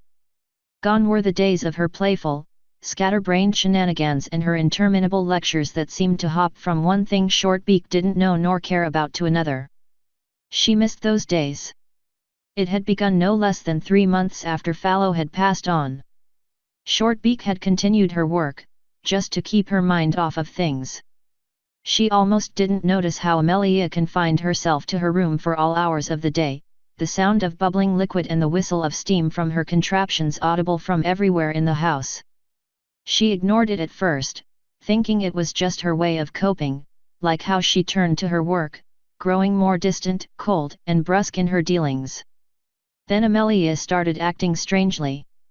Shortbeak occasionally found odd scribbled notes, uncaringly littering the house, nonsensical rambles and strange patterns, repeating numbers and a single phrase repeated over and over, to see and to see beyond. Amelia herself hardly ever emerged from her room to eat, becoming more ashen in appearance and thin. Shortbeak began to seriously worry. She found a strange book one day when returning from a trip, half of its pages torn out and written in frantic claw writing that was evident of a terrified person desperately trying to commit what he was discovering to paper. She was trying to make sense of the confused, inane script, the odd word choice, the poor sentence structure, and a subject matter that didn't even make sense. How the Tartarus could some griffin grasp without grasping and see while blind where another could see and yet not follow. She couldn't inquire further as Amelia had materialized behind her and snatched the book from her grasp, her wide bloodshot eyes staring into her own accusingly with an intensity that, frankly, scared her. She refused to explain, refused to discuss the matter, and had even refused to leave her room any further, except only when Shortbeak was not there. Something had to be done. And it was her delay in doing so that would haunt Shortbeak for the remainder of her days. She had come home, determined to confront her sister and get to the bottom of it. Grieving was all fine and good, but whatever Amelia had been doing was simply wrong and unhealthy. However, as soon as she opened the door, she knew something was off. Everything was far too still, as if the very air itself was afraid to be moved by so much as an errant gust of wind. A palpable malevolence hung on the air that pressed down upon her, not unlike the oppressive humidity found in summer after a thunderstorm but without the physical source to justify it. It was a sepulchral quiet that pervaded the house. A near-tangible sense of trespass and wrongness struck her with every step she took. It was as if she shouldn't be here, as if no one should ever be here, as if a great wrong had been committed, so vile that the very world itself revolted in indignity of suffering such a wound upon its surface. She was honestly reluctant to call out. "Amelia," she managed. Her voice sounded so small yet seemed to echo and ghost from the walls around her as she stalked down the corridor.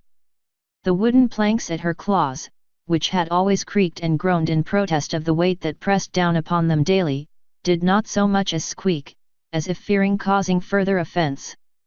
The corridor itself seemed much longer than she remembered it. A lightheadedness came upon her as she reached for Amelia's door and found it unlocked. She pushed it open with all her strength. It felt like it was made of lead, and her movements were slow and sluggish. It reluctantly gave way and swung open. Amelia was sitting on her haunches, back facing the door. Nothing was out of place. The room was as Shortbeak remembered it, as untidy and chaotically organized in such a way that only Amelia could possibly know where everything was. The stillness and wrongness was heaviest here. Amelia's claws were outstretched to a corner of the room that had been cleared of everything, strange words were clawed into the ground at her feet, incomplete symbols and nonsensical, mad writing crisscrossing sentences and pictograms covered the floor. There was no sound. She could not even hear Amelia's breath. "Nothing.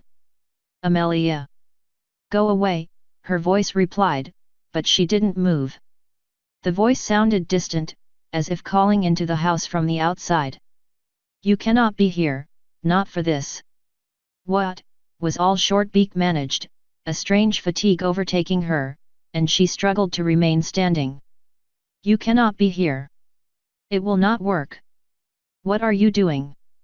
"I am fixing it," she said, a dull monotone, almost bored, with an odd distinct click that just sounded off. "I am going to fix him, and then I can fix anything I want. Forever." "Fix who?" "You know who, Feely," she said, now sounding even more distant. "I will retrieve him. He will come back to us." Shortbeak felt horror grow within her at those words. "Necro. Amelia, you can't. You never properly studied magic, let alone a dark AR. It is not magic," her voice screamed, a horrible, cracking sound that seemed to come from one place and then another as if she were jumping from area of the room to another. She pushed through the fatigue and took another step, causing her let out a winded breath over an exertion of effort that was far in advance of what she had actually done. "It is something so much more. Amelia, this is wrong. You can't do this. He's gone. He is not beyond my reach," Amelia intoned, and then she saw it. She saw the world seemingly shift, and the entire section of the room Amelia was facing seemed to vibrate, up and down, shaking violently, but nothing moved, nothing was put out of place despite the violence of the motion. The sense of wrongness intensified, as if an awful crime was being committed that ought not to be, that shouldn't be. It grew and grew to the point where it seemed as if multiple instances of the corner and everything near it existed in the same place at the same time, just out of sync with each other. Yet still nothing was out of place, no magical arcs of energy sparked nor flew. The markings at Amelia's feet remained nothing more than some scratches in the wood. And yet the world was being violated before her eyes. "Amelia, stop. Please." Shortbeak begged, another step forward after an exhaustible exertion. "I will not," Amelia replied simply. "Ami. Please," she begged, barely more than a whisper. Amelia did not respond. What was happening, and she could not stop her sister. Then it stopped. The world returned to normal, the corner ceased moving in violation of the world around it, and she could hear Amelia's voice return from that distant place where it had been towards her body as she spoke, confusion evident in her voice. Confusion and fear. "What? But I don't understand. I had everything right. I understood, I saw. What did I? Why couldn't I?" she screamed. The oppression of the air vanished, and what had been weighing the world down suddenly lifted. Shortbeak took in a desperately needed breath and watched in horror as her sister bolted straight upright, as if locked in the vice of a gigantic fist, and spasmed violently, black plumes of mist rolling off of her face as she heard the sound of something boiling and the smell of burning flesh. She cried out her name and ran to embrace her sister, who was still locked in a violent paralysis. She fell back into her sister's grip and struggling in pain as feathers molted and the flesh of her face gave way to an ashen, cracked substance not unlike the texture of a log once burned away to naught but ash. And Shortbeak could do nothing but look on helplessly and running her voice hoarse in desperation, calling for help. Dash. It wasn't contagious, but you try telling that to every griffin you met. It had stopped when it had covered her entire scalp and her eyes, spreading down the left side of her neck and infecting her front foreleg and over the small of her back to her right wing. And it was spreading bit by bit, hour by hour, day by day, and there was nothing Shortbeak could do to stop it. Amelia couldn't walk, she couldn't see, she could barely hear, and Shortbeak knew, someday, she wouldn't even be able to open her mouth. The Ashen Plague, the doom of Kernistad, Henner Rivel, and worse names besides, had been infectious and had killed thousands hundreds of years ago. Everything that had been done to treat Amelia indicated it was the exact same illness, yet no griffon ever got infected. Didn't stop the kindly insistence that they should leave town. It seemed the goodwill they had built up over the years was good for only a minor indulgence of patience before fear got the better of reason and they simply had to go. And so it was Shortbeak found herself, quite disbelieving one might note, forced to wander by necessity, from town to town, with her sick sister, taking what work she could find and spending whatever coin she could gather to help Amelia. Sometimes griffins would find out and they had to move on. Other times they would be living somewhere that was just not safe nor healthy to remain in, and other times there simply was no work for one such as her, no matter how menial. As Amelia's condition grew harder to hide, she soon took to carrying her everywhere in a carriage, on a litter made from bedclothes and linen. Those had been dark days for them both, and Shortbeak was utterly torn with grief. Oftentimes, when she knew Amelia was safe, she would go off to be alone, somewhere dark and secluded, and just think. It had taken a while before Amelia spoke to her again, and when she did, Shortbeak felt her own heart break with the sorrow and regret in her voice. How she had sobbed into her shoulder when they embraced, and Shortbeak assuring her that it would be okay and that she would look after them both, like she always had. Amelia believed her. Shortbeak, however, did not believe her own words. She had failed her, failed them both, failed herself, and nothing she could say or do would ever undo it, and she refused to believe in the folly that she somehow could. So she found herself, a cloud knight, wandering the countryside, without land, without lord, and without purpose save for finding a cure for her sister. She knew Amelia was in pain throughout the entire ordeal, but she never breathed a word of it to Shortbeak, ashamed at what she had done, at what she had tried to do, and the burden she became to her sister. She never explained what she had done. Shortbeak had decided she didn't want to know if it meant whatever darkness it was would never touch their family again. She had tried to find succor at the various courts of the land but found herself turned away.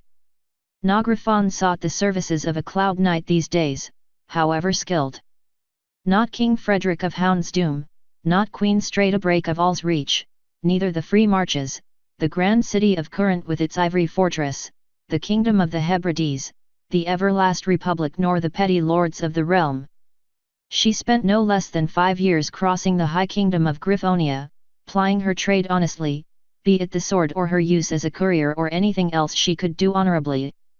Every penny that wasn't spent on her sister went into keeping them both fed and not much more. It seemed she was doomed as Fallow was, to wander until her heart grew weary and she gave up, to wait while her sister slowly turned to living ash inside and out and die long before her time. To fail. It was in the northwest of the High Kingdom, in the pine forests of Gethrenia, when at last it all changed. Amelia was in a nearby village.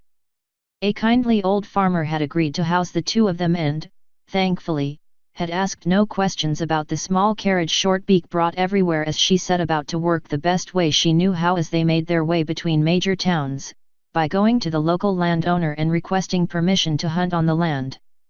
It turned out that Gethrenia was one of the few places that allowed near universal rights to hunting. Being so heavily agrarian and focused on herding animals, hunting was done more for sport than in most kingdoms. Permission was granted by some functionary at the door at the local earl's estate without so much as a second glance, with the only stipulation being that the results of the hunt would be sold within earldom. She readily agreed. All she needed was the spare leather and the coin she could get from the rest, she didn't care who bought it or why. She set out in earnest. She had her longbow prepared, her armor largely left behind, for it would only constrict her out here. Besides, it was mostly in tatters and rusted anyway. It could create more noise than was necessary. She took to the trees at once and proceeded to get herself lost as she headed into the center, occasionally climbing to the very top to keep an eye on the position of the sun in relation to where she had come from before descending again.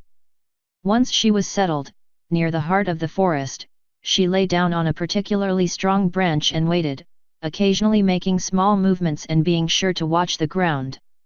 It had been a trick Fallow had taught her, done in order to relax the birds in a given area. Remain too still and too silent, and they would see you as the predator you are, even if what you are focusing on is something far below.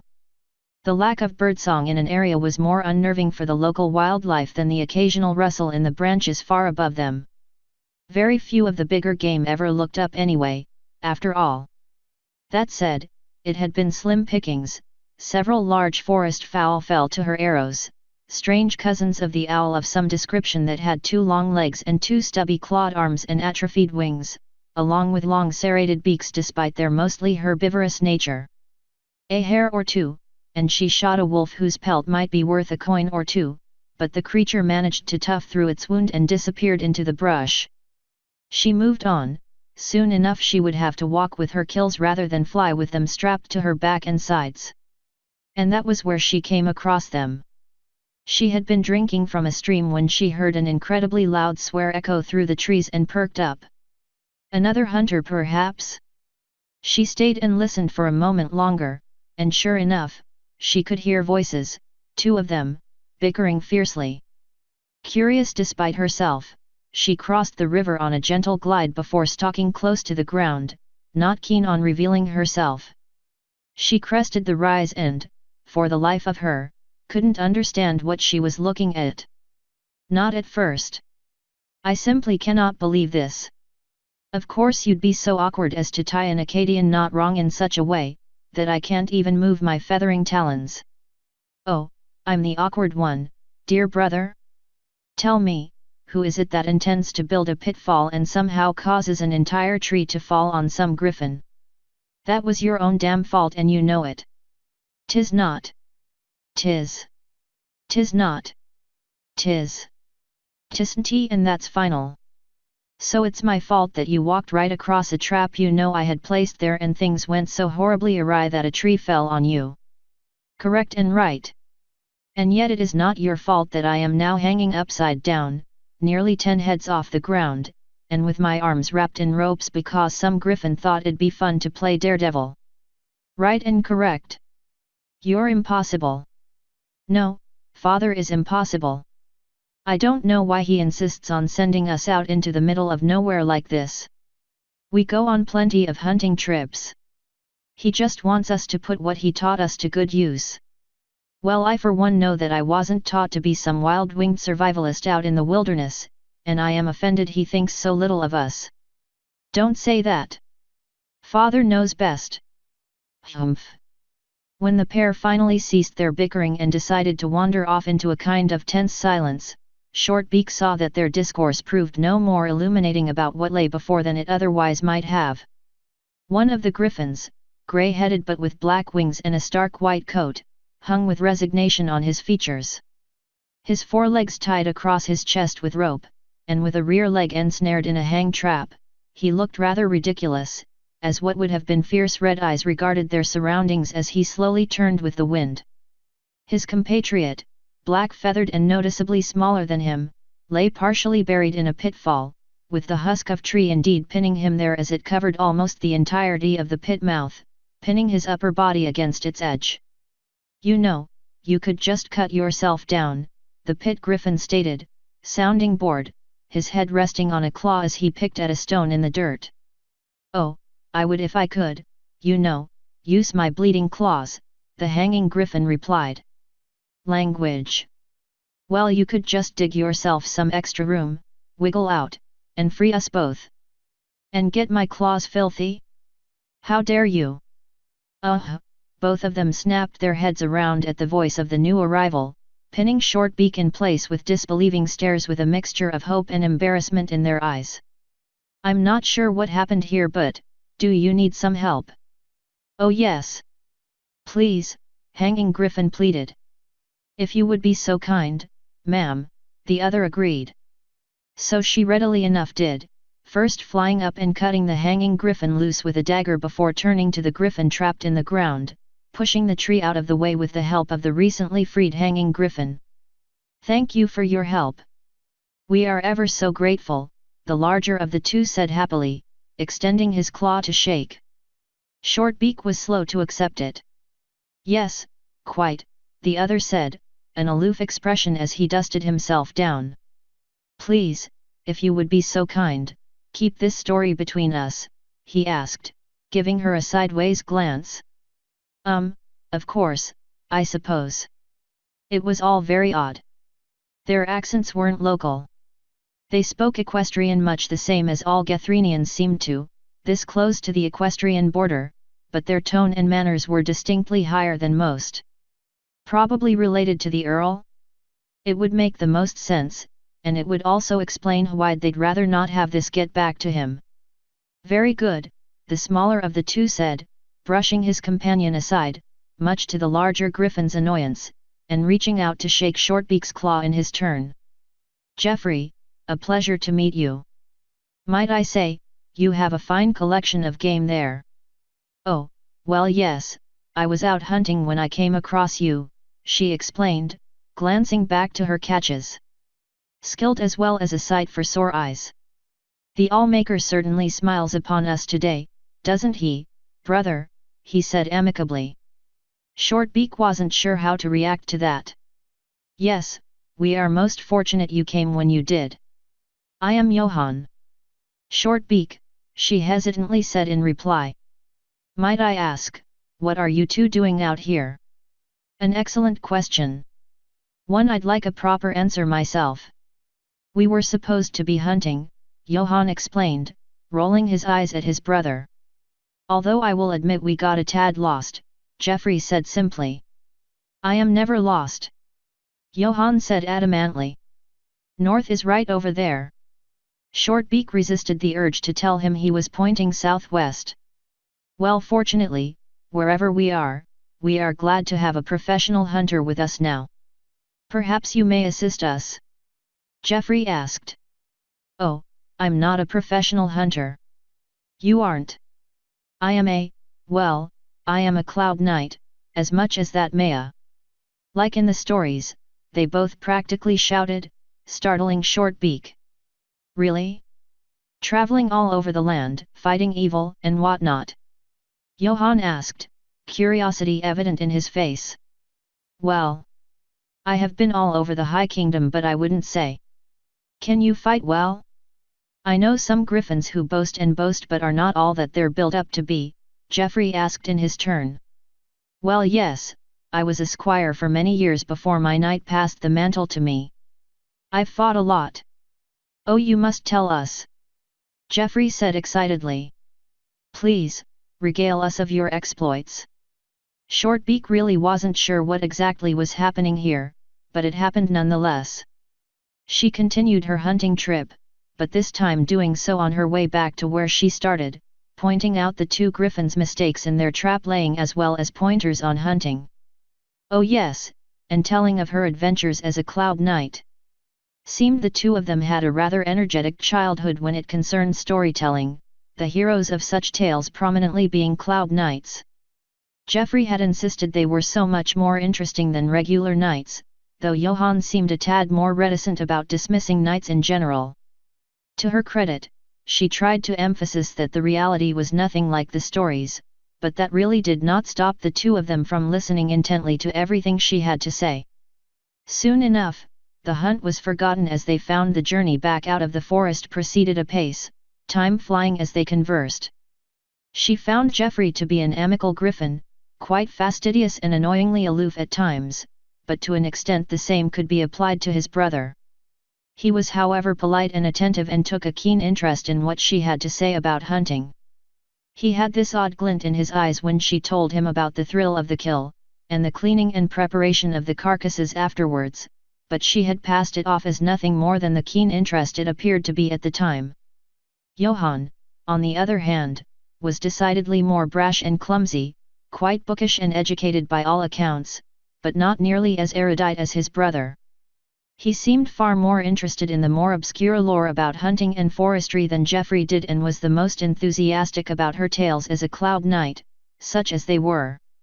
Soon enough, they had emerged from the woods proper, slightly off course from where Shortbeak had entered. She had clucked her beak in annoyance. Clearly she had become distracted from her course as they had went. The two brothers seemed quite relieved to be out of the woods and thanked her profusely for her help, and then Geoffrey asked her a question that would change her life. Say, Miss Shortbeak, I believe it was? You are not currently employed, are you? No, I'm still searching for work mostly. Care to come to Skymount? Oh yes. Johann readily agreed. I am sure we can convince father to give you some steady employment.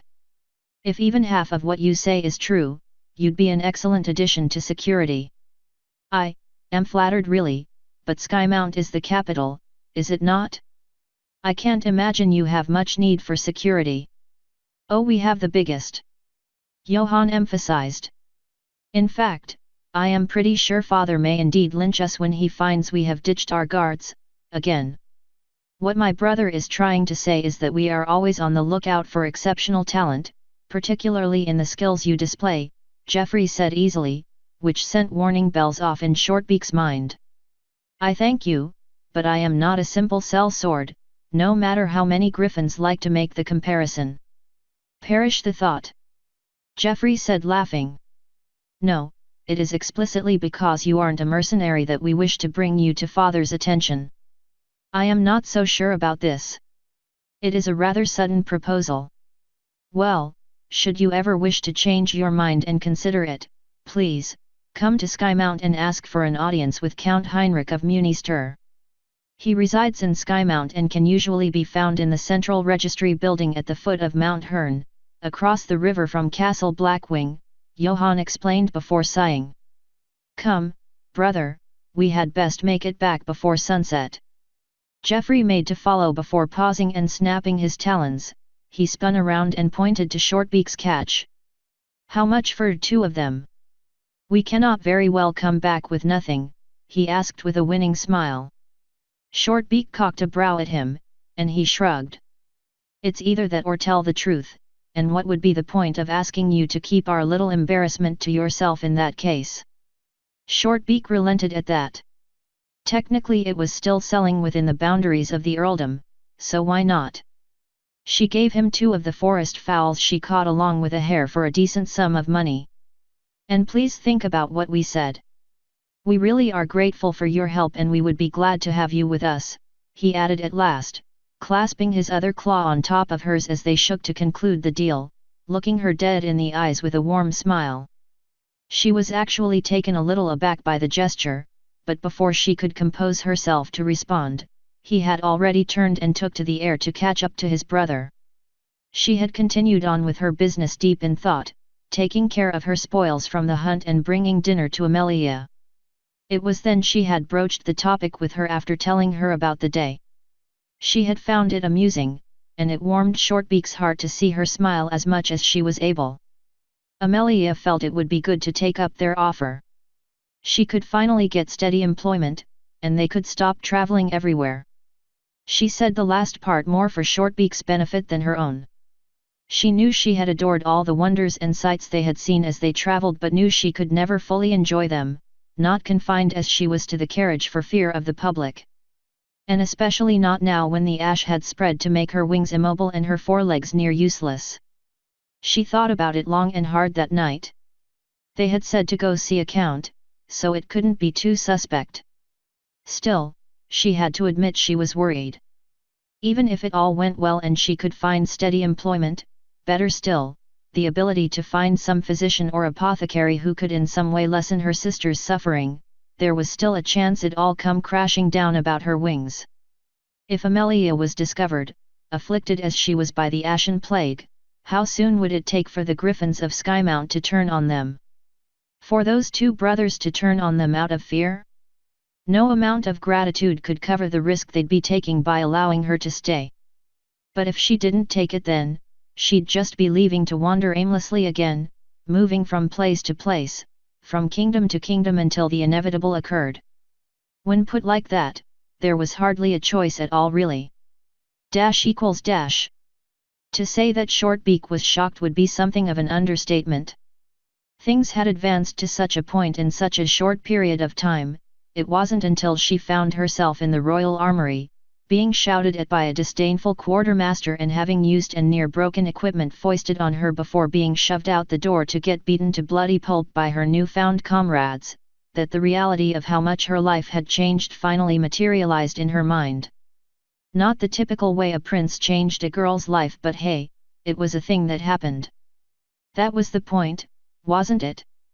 Her life had changed. What had once been a crushing exodus from one kingdom to another, desperately providing for her and Amelia, had finally come full circle and achieved by chance in a few years what her mentor could not throughout the entirety of his life. Coming to Skymount had seen to that. The 2 princes had been as good as their word, better even, when she was brought before the king himself. Of course, the gratitude of royalty was one thing, the respect of knights was another, and more than a few aspirant knights of the kingdom were incensed that a lowly cloud knight had ascended so high as to become a royal knight and a part of the king's personal guard. It was an interesting if rocky transition. She had to earn her place amongst the royal knights, and that was not an easy prospect. Fallow had taught her well, and she had taken to her lessons like a natural. However, that did not mean she did not have more to learn. She was young, she was new, and more importantly to the other knights, she was unproven. They were not gentle. It had taken her a little over 3 years to earn their begrudging respect, and in that time, she had given as good as she had gotten. She had grown to become the grim, determined griffin she would later be known. As her prowess increased, the more she was pushed. It was, nonetheless, the happiest she or Amelia had been in years. The position of royal knight came with ennoblement, and ennoblement came with something she knew she could put to good use, land. She was quick to act, having Amelia moved and cared for, with only the absolutely most trustworthy of servants allowed to work on her estate. It was outside of Skymount, a short ways north of a little hamlet simply called Knoll that was hers. Amelia was safe, cared for and, most importantly, unknown to all but her and a very select group of servants. With that, she could turn to her duties and make contacts. Knowing now the circles she was traveling in could be put to use, perhaps even help her find some griffin who could help Amelia. It was not easy, especially not when the jovial and friendly court that Skymount had seemed at first seemed darkening as every year passed. Shortbeak was no wide-eyed, naive idealist.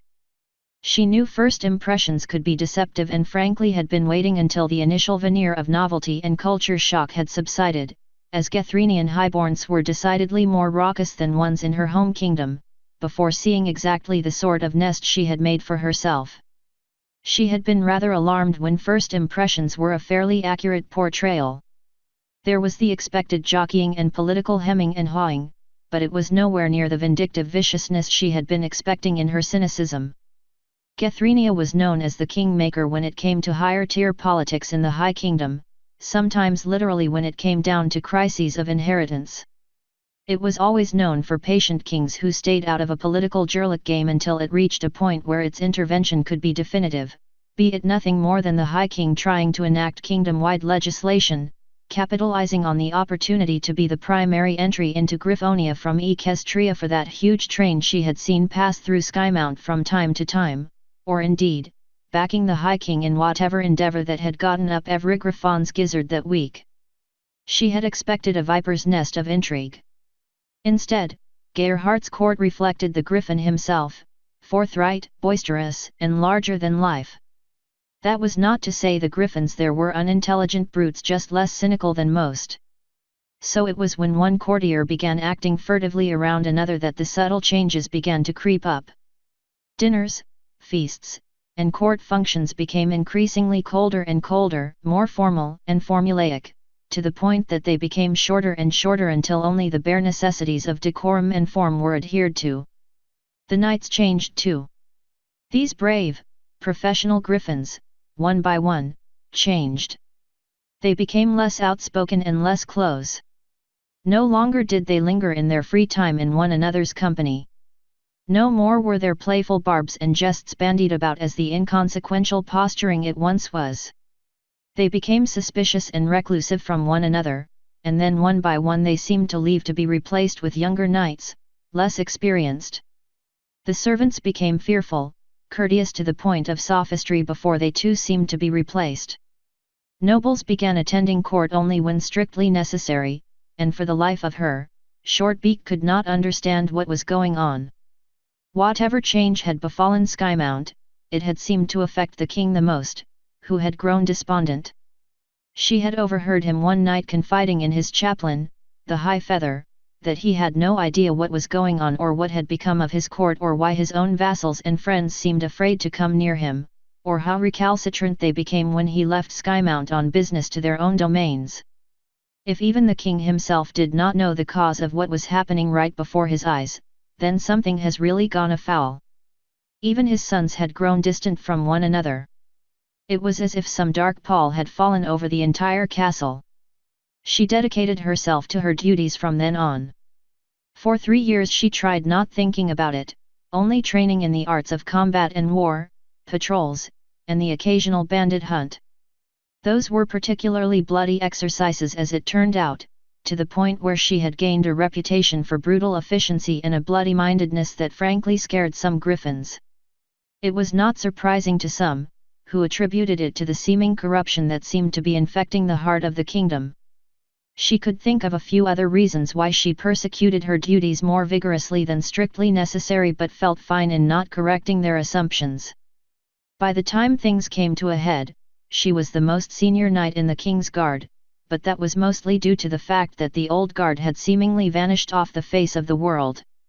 She heard one of them had died in a tavern brawl, which seemed very unlike him to be honest. She should have been more suspicious.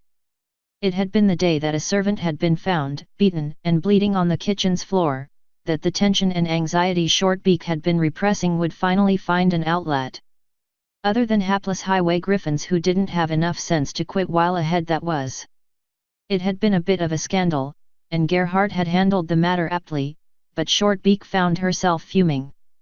She had known the griffin. He was one of the number of nameless servants that seemed to come and go, but his death had resonated with her. Something was rotten in the state of Gethrenia. It was getting to the point of senseless violence, and the cause was as invisible as the air itself.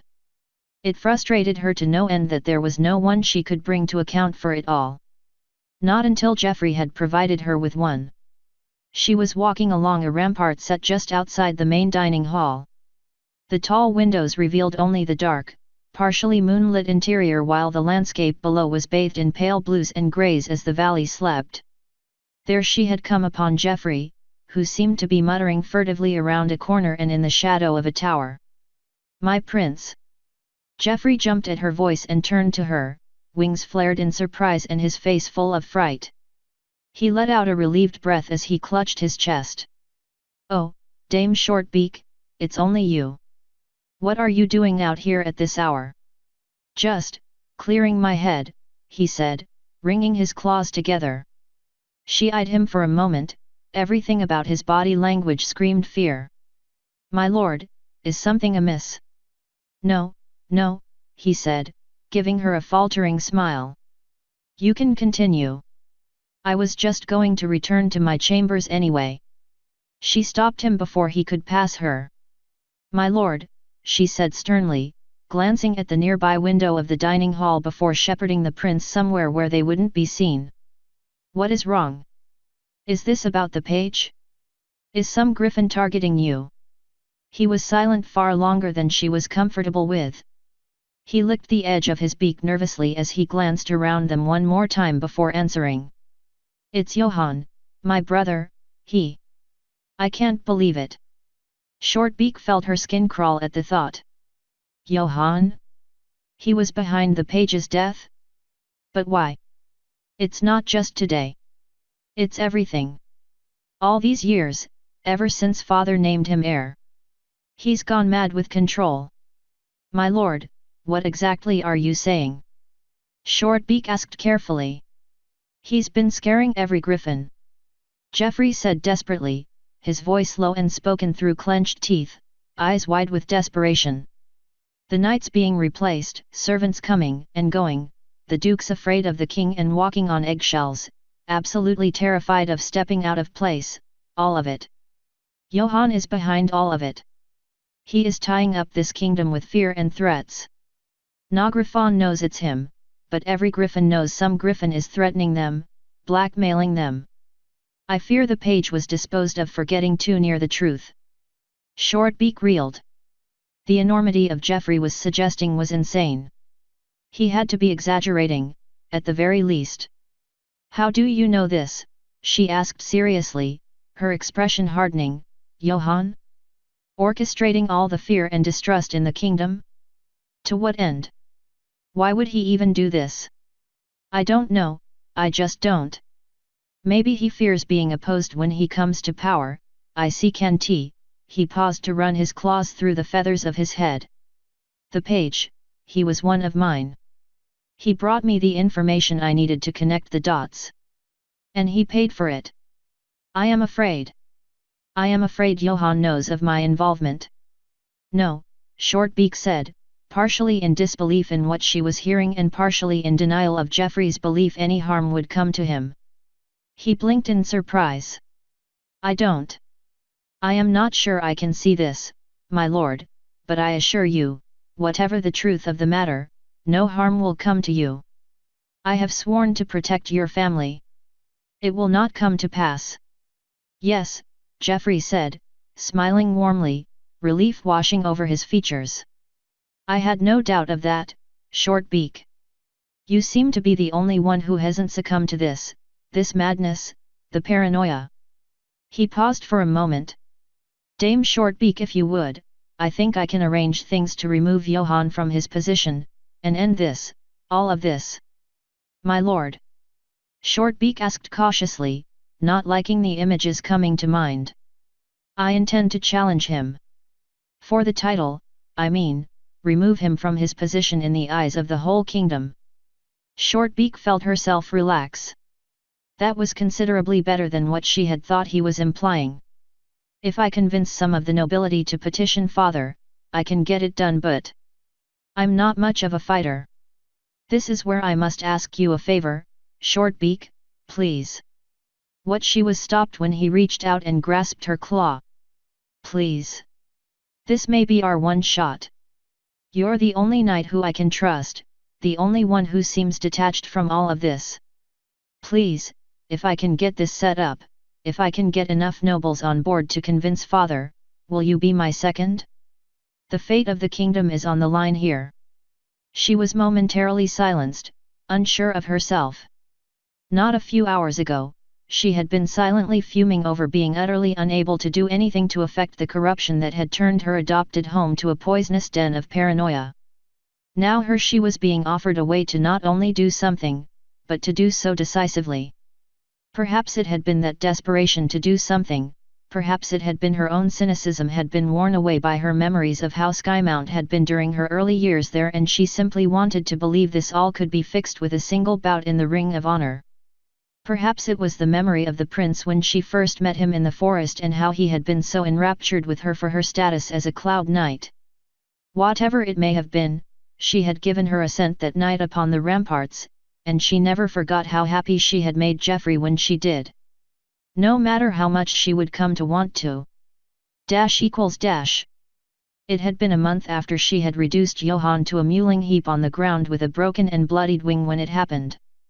She was returning to her estate, entering her manor to the customary welcome of her claw maid, when she noticed something was off. "Welcome home, milady," the maid said, inclining her head in acknowledgement. Shortbeak noticed the torn scarf she wore immediately. The maid avoided her lady's searching gaze. "Amelia?" she asked lowly, barely more than a whisper as fear gripped her. The maid only glanced towards the stairs. That was all the answer Shortbeak needed before she tore up the flight of stairs with a blinded speed, moving with such violence that the door to her sister's dorm had been nearly broken as she entered it. The bed was empty, and Amelia was nowhere to be found. Shortbeak's world fell apart around her. The light of the midsummer sun itself seemed to dim, and the colors seemed muted. A sense of unreality descended upon her, slowly, as if a heavy garment was being placed about her shoulders. She felt her head swim as she moved. Everything felt like a dream as she turned. She noticed a door ajar at the very opposite end of the corridor at the top of the stairs. Hers, she never left it unlocked. She moved to it, slowly opening it to find the curtains drawn blocking out the sunlight. The fireplace was lit. It must have been lit just as she arrived at the manor. She certainly didn't see any smoke while flying in. But it was who sat before the fire that drew her attention. Geoffrey reclined upon a seat that must have been taken from one of the other rooms, reading a book taken from her drawers. Two large griffins she recognized from the castle guard stood in corners of the room, flanking the fire. She knew them. They weren't knights, but they were the best archers the king had. Both had compact bows drawn with arrows ready, watching her intently. As fast as she was, she knew one of them would land a potentially lethal hit before she could do anything. "You know, you really were a tough nut to crack. That night on the rampart? That was really my last idea. I didn't expect it to work," Geoffrey said without looking up. The floor creaked as she took another step. The two guards didn't even move, but both their eyes flicked sharply, judging all possible avenues of attack she could make. They needn't have bothered. She was too stunned, too lost to try anything right then. Amelia, she managed, her voice small and her gaze distant. "Yes, Amelia. Oh, so very interesting little secret you had there. I do suppose she isn't contagious, Not really, at least," Geoffrey said, closing the book and rubbing the bottom of his beak, contemplating the fire next to him. "Otherwise, quite a few griffins would have already shown signs long ago. Of course, that wouldn't stop griffins from panicking, now would it? I do believe I have found the real reason you were traveling all over the High Kingdom. You must have really exhausted yourself finding such loyal and upstanding servants. Really quite exceptional. No vices black enough that I could use to twist them, and no price with which they could be bought. Remarkable, you must tell me where you found them. But where there are no prices and no sins, there may nonetheless be limits which cannot be endured. Shortbeak was shaking. Everything felt cold, and there was a dampness on her scalp, a cold sweat appearing as her breathing became increasingly labored. Amelia was gone. He had taken her. No. No, she couldn't be.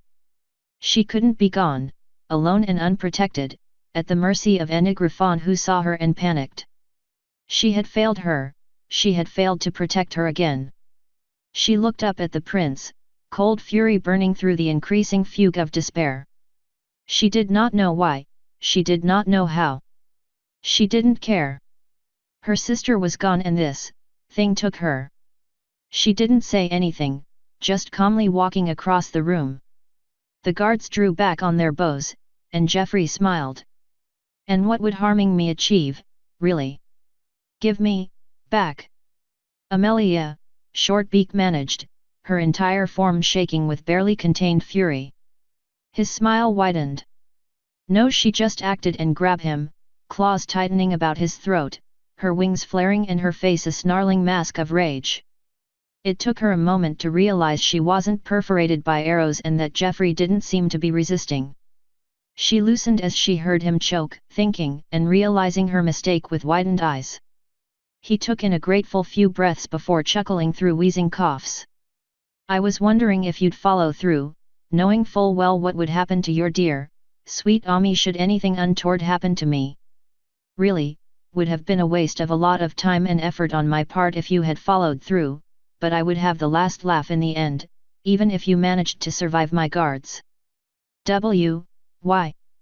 Shortbeak said through gritted teeth, still shaking, her claws retracting from his neck.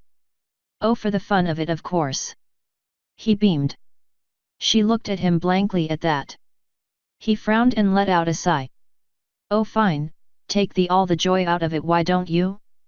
At least we can pretend to be civil about the rest of this conversation, yes. Please just give her back. Oh, why would I do that? She is such a very sick girl. I would be remiss to release her back to her family before she is well. And such a wonderful conversationalist. You know, she was so proud of you that you finally deigned to seek help for once. She's been awfully worried about how much you do for her and how it's affecting you. Such a sweet girl. Shortbeak didn't want to hear it. She turned, her eyes screwed shut as she tossed her head. And I had nothing but glowing praise for you, especially about how you single-handedly saved the kingdom. Oh, she was positively beaming with pride over you. I'll be sure to take very good care of her. What do you want? She screamed at him, her beak trembling. Just tell me what you want. How could you do this? I thought. Yes, you thought. Clearly what you thought didn't matter very much, did it? He asked, raising a claw, making the guards slacken their bows and remove their arrows. He got up from the chair and paced over to her. She looked down and off to the side, still shaking. As for what I want, he leaned close to her and whispered into her ear. Absolute. Total. Obedience. When I call, you answer. When I tell you to do, you will do, and your sister will continue being a pleasant conversationalist. Am I understood? I meant it when I said we would have a use for a griffin like you at Skymount. He spent another moment looking her up and down before smiling again. She didn't meet his gaze. She felt something stroke her cheek, but her mind was dead to the world around her. He said something further, but she didn't care to listen. She didn't dare so much as move. If she did, she might shatter and never recover. She wasn't sure when they left, leaving her sitting there on the floor of her manor, cold, numb, 1,001 thoughts trying to formulate but nothing coherent coming to the fore. Her claw maiden might have entered at some point, she didn't know, she wasn't paying attention as she saw her world crack apart, threatening to fall to pieces. She had failed. Here, at the height of her success, she had failed again, and now it had costed her freedom, Ami's freedom, and her honor. She had been duped. The sun set, the fire burned out, and the only break in the darkness came from the candlelight in the hall outside that shone through the crack of the door. Then, after hours of holding it back, preventing herself from completely collapsing, she let go, burying her face in her claw, letting out a shuddering breath as she sobbed quietly in the night. == She was not the only one to be taken aback by Johann homecoming to Skymount. It had been months, and in that time, things had been getting worse and worse as Geoffrey became drunk with power, brandishing his utter disdain for every griffin around him nakedly. Her skin crawled every time he was near, and she hated herself for every moment she remained under his service. She was not alone in this sentiment. Many were those who were bound to the Blackwing clan by oath and honor. Now they were also bound to Geoffrey's whims by fear. This was to be their fate for backing the wrong prince, it seemed, and it only became worse and worse when the rumors started of things happening to griffins who so much as murmured discontent. Strange things. Accidents and shadows. So when Johann came waltzing back into Castle Blackwing, trailing a shadow of his own, she, along with every griffin else, was a tad interested. It was a tall, armored thing he had found in Equestria, perpetually cloaked in black as it followed the prince dutifully. She had heard the stories of the attack on the prince's train as it came across the border to Gethrenia. She didn't believe them, but evidently the prince trusted the abilities of this creature. She didn't particularly care. So what if the prince had come back? It was far too late, for the king's health was failing, and no griffon in their right mind would even think to look at him twice for fear of Geoffrey. She passed no remarks when she saw it about the castle those first few days. That was until something rather interesting had happened. The right of retrieval was pressed. The castle was rocked with the news, and Geoffrey was apoplectic. She didn't have all the details, but she didn't care, because in his fury, the prince had slipped up. He was going around the knights, ordering them to leave the castle immediately to patrol the domain. He didn't specify where and had grabbed Shortbeak by the shoulder, practically hissing into her ear that she was to do as she was bidden and fight in the bout in his stead. She readily agreed to it, and he had sneered, muttering that it was good she knew her place and how it would be a shame if the inhabitants of the vestibule were to come to light. The penny dropped.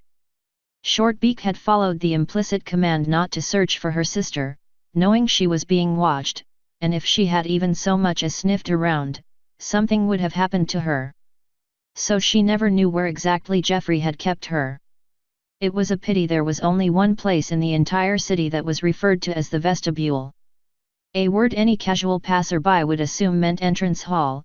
In Skymount it referred to a particular building in the eastern district that had once been a hospice run by an order of nuns, a place known for its welcoming atmosphere and care. She had a place and her comrades were being sent away. An opportunity unlike any other was presented to her, and a plan began formulating in her mind. She had grabbed hold of Godfrey, the dour-faced knight before he could leave, pressing a bundle of notes into his claw and closing it over with her own talons, glaring desperately into his eyes before turning and walking away before any griffon could see them. They were instructions, parts of her plan, and Godfrey was the most level-headed knight in their entire coterie. The rest was in the hands of the Allmaker, and she prayed fervently Godfrey would pull through and gather the knights while they were away from the scrutiny of Geoffrey and the entirety of Skymount. She would explain things to them later, if they pulled through, if she pulled through, if none of them gave in to their fear of Geoffrey and sold her out. There was only one more piece of the puzzle remaining. And she found him in the kitchens, tending to cleaning his prince's table. He had left and entered the wall, and she ordered the servants out, then she sat in an exterior corridor, waiting for him to return. It was a simple part of the plan but the most fragile. She had to be sure this creature would actually fight her. It had to be believable. If it turned out he was just some sniveling sellsword Johann had picked up, then what would happen during the fight would become altogether too obvious. She had to be sure he would actually fight and try to win. To this effect, she had cornered him and started attacking his pride, goading him, daring him to run. He didn't, and she found herself on the receiving end of some pointed barbs herself, enough that he had genuinely riled her up after getting under her feathers, but she had challenged him and looked into his eyes when she had him pinned to the wall by his neck. He wouldn't run now, he wanted this fight, he wanted to win, if not for his duty to Johann, then just to spite her, if nothing else. Perfect. She had left him then, stalking her way to the armory to prepare, and found herself smiling at the tantalizing possibility of a brighter future emerging from this particularly troubled chapter of Gethrinian history. Perhaps it was a blessing in disguise, after all, that the prince came back with his own shadow. He was already proving to be useful. == And then she woke up with a start. Birds chirped upon the wall outside of her window, and pale sunlight spilled into the room. She took a second to catch her breath, not moving from her comfortable position, her one open eye darting about the room before she curled up into her quilted bed covers, nuzzling her head down into the soft folds with a groan. It was another nightmare, a bad one, but not one about Geoffrey, oh no. It had been weeks now, weeks since it happened. Weeks since the rain and the fire, the burning tents and the strange magic that had forced the clouds themselves to fall to the earth. Weeks since she had chosen to help save trapped griffins and ponies while others sought to help put a stop to the rampaging dragon. Weeks since they had found the sundered shield, half buried in mud and water, on the edge of a shallow crater when it was all said and done. She pushed herself up from her bed with a sigh, lamenting the dampness of the side of her head from the cold sweats. She grumbled and turned the pillow over out of habit. She knew a servant was going to come in and change the covers for fresh ones anyway, but she'd be damned if she was going to change her norms now.